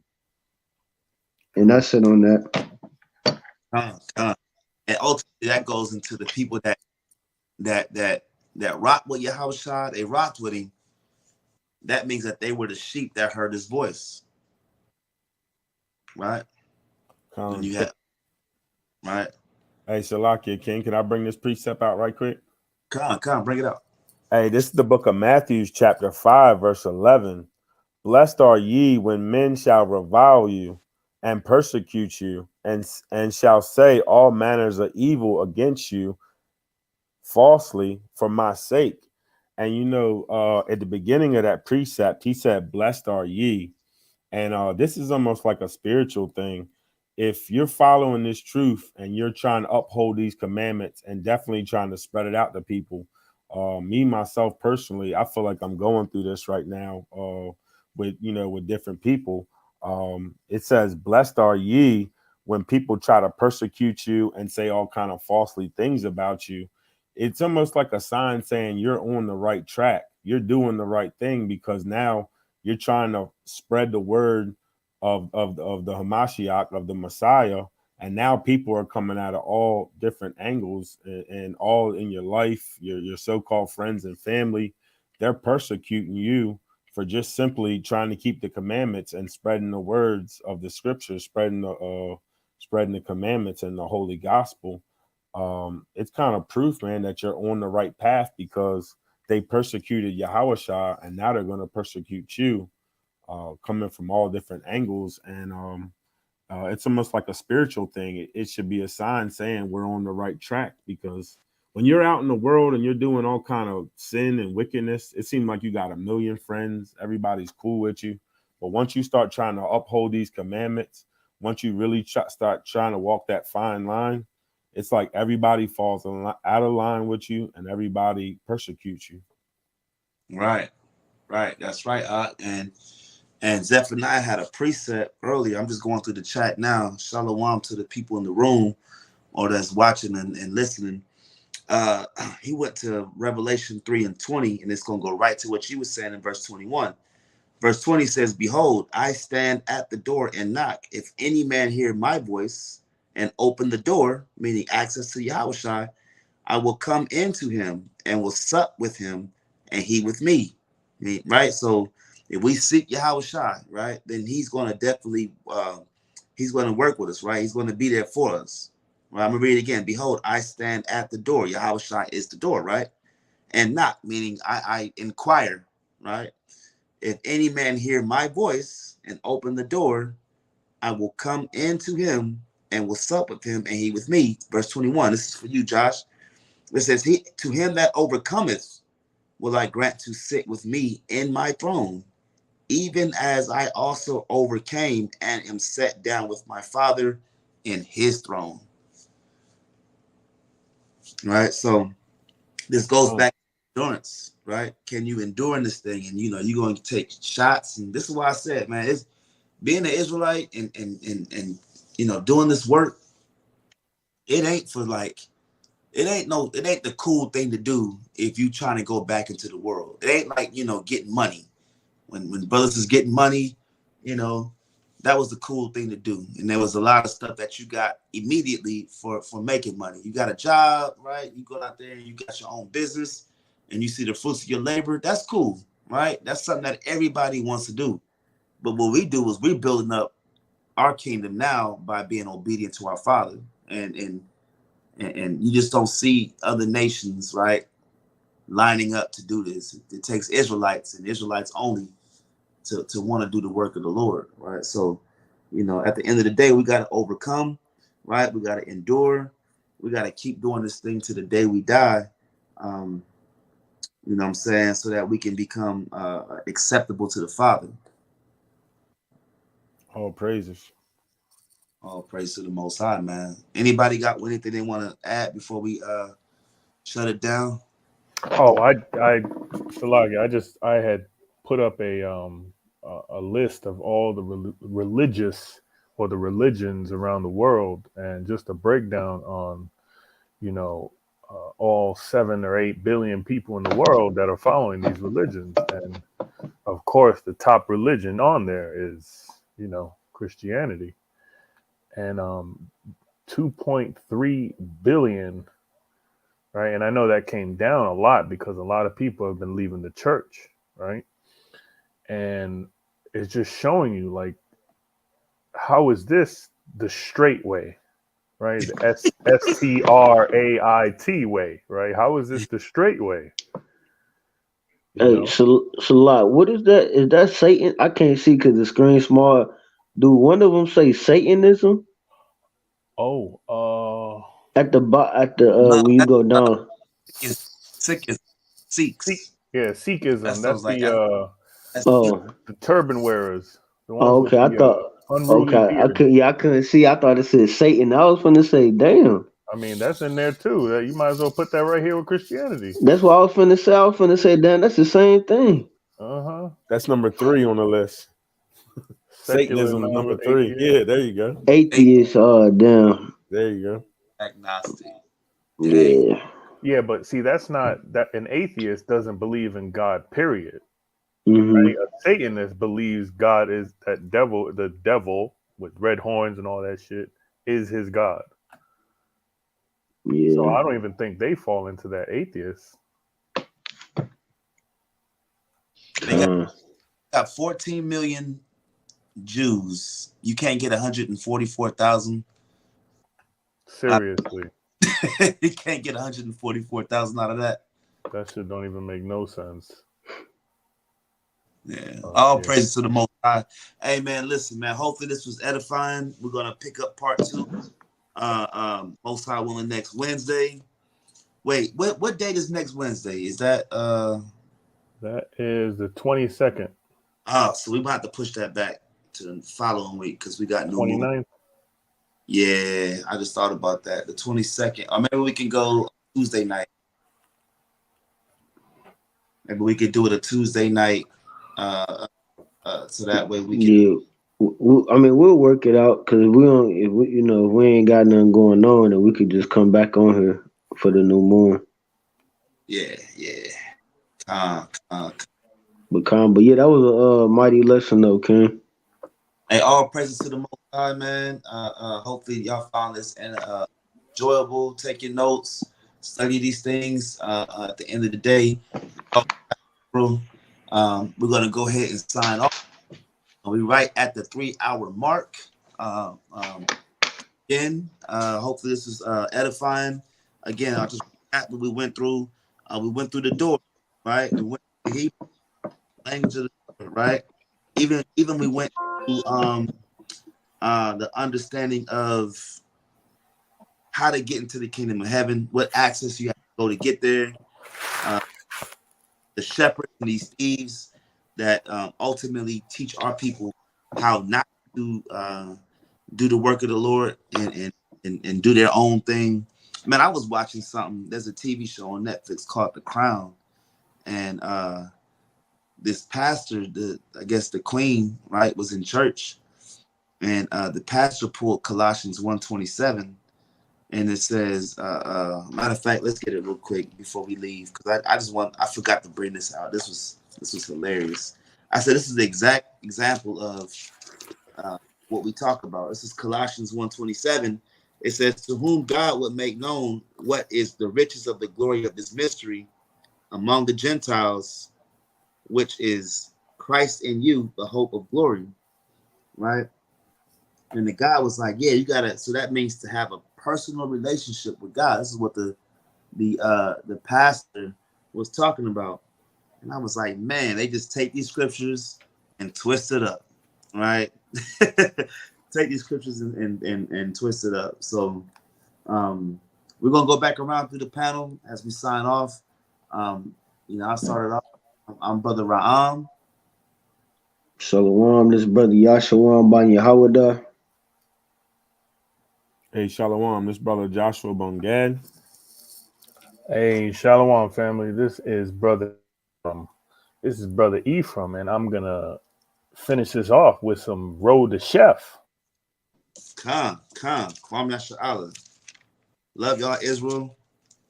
All praises. All praises. All right, Ephraim, get us up out of here, man. But can we listen to some fire beats before we go? Can we appreciate Road to Chef real quick? Hey, shout out to Shu for throwing this in the mix, because I would have never known about this if it wasn't for Shu. Hey yo, they counted me out. I started counting up. I'm no pretender. 12 tribe representative from summer to winter. Let me say that back again. I'm the sum of the winners. Got the game locked like your favorite defenders. Yeah.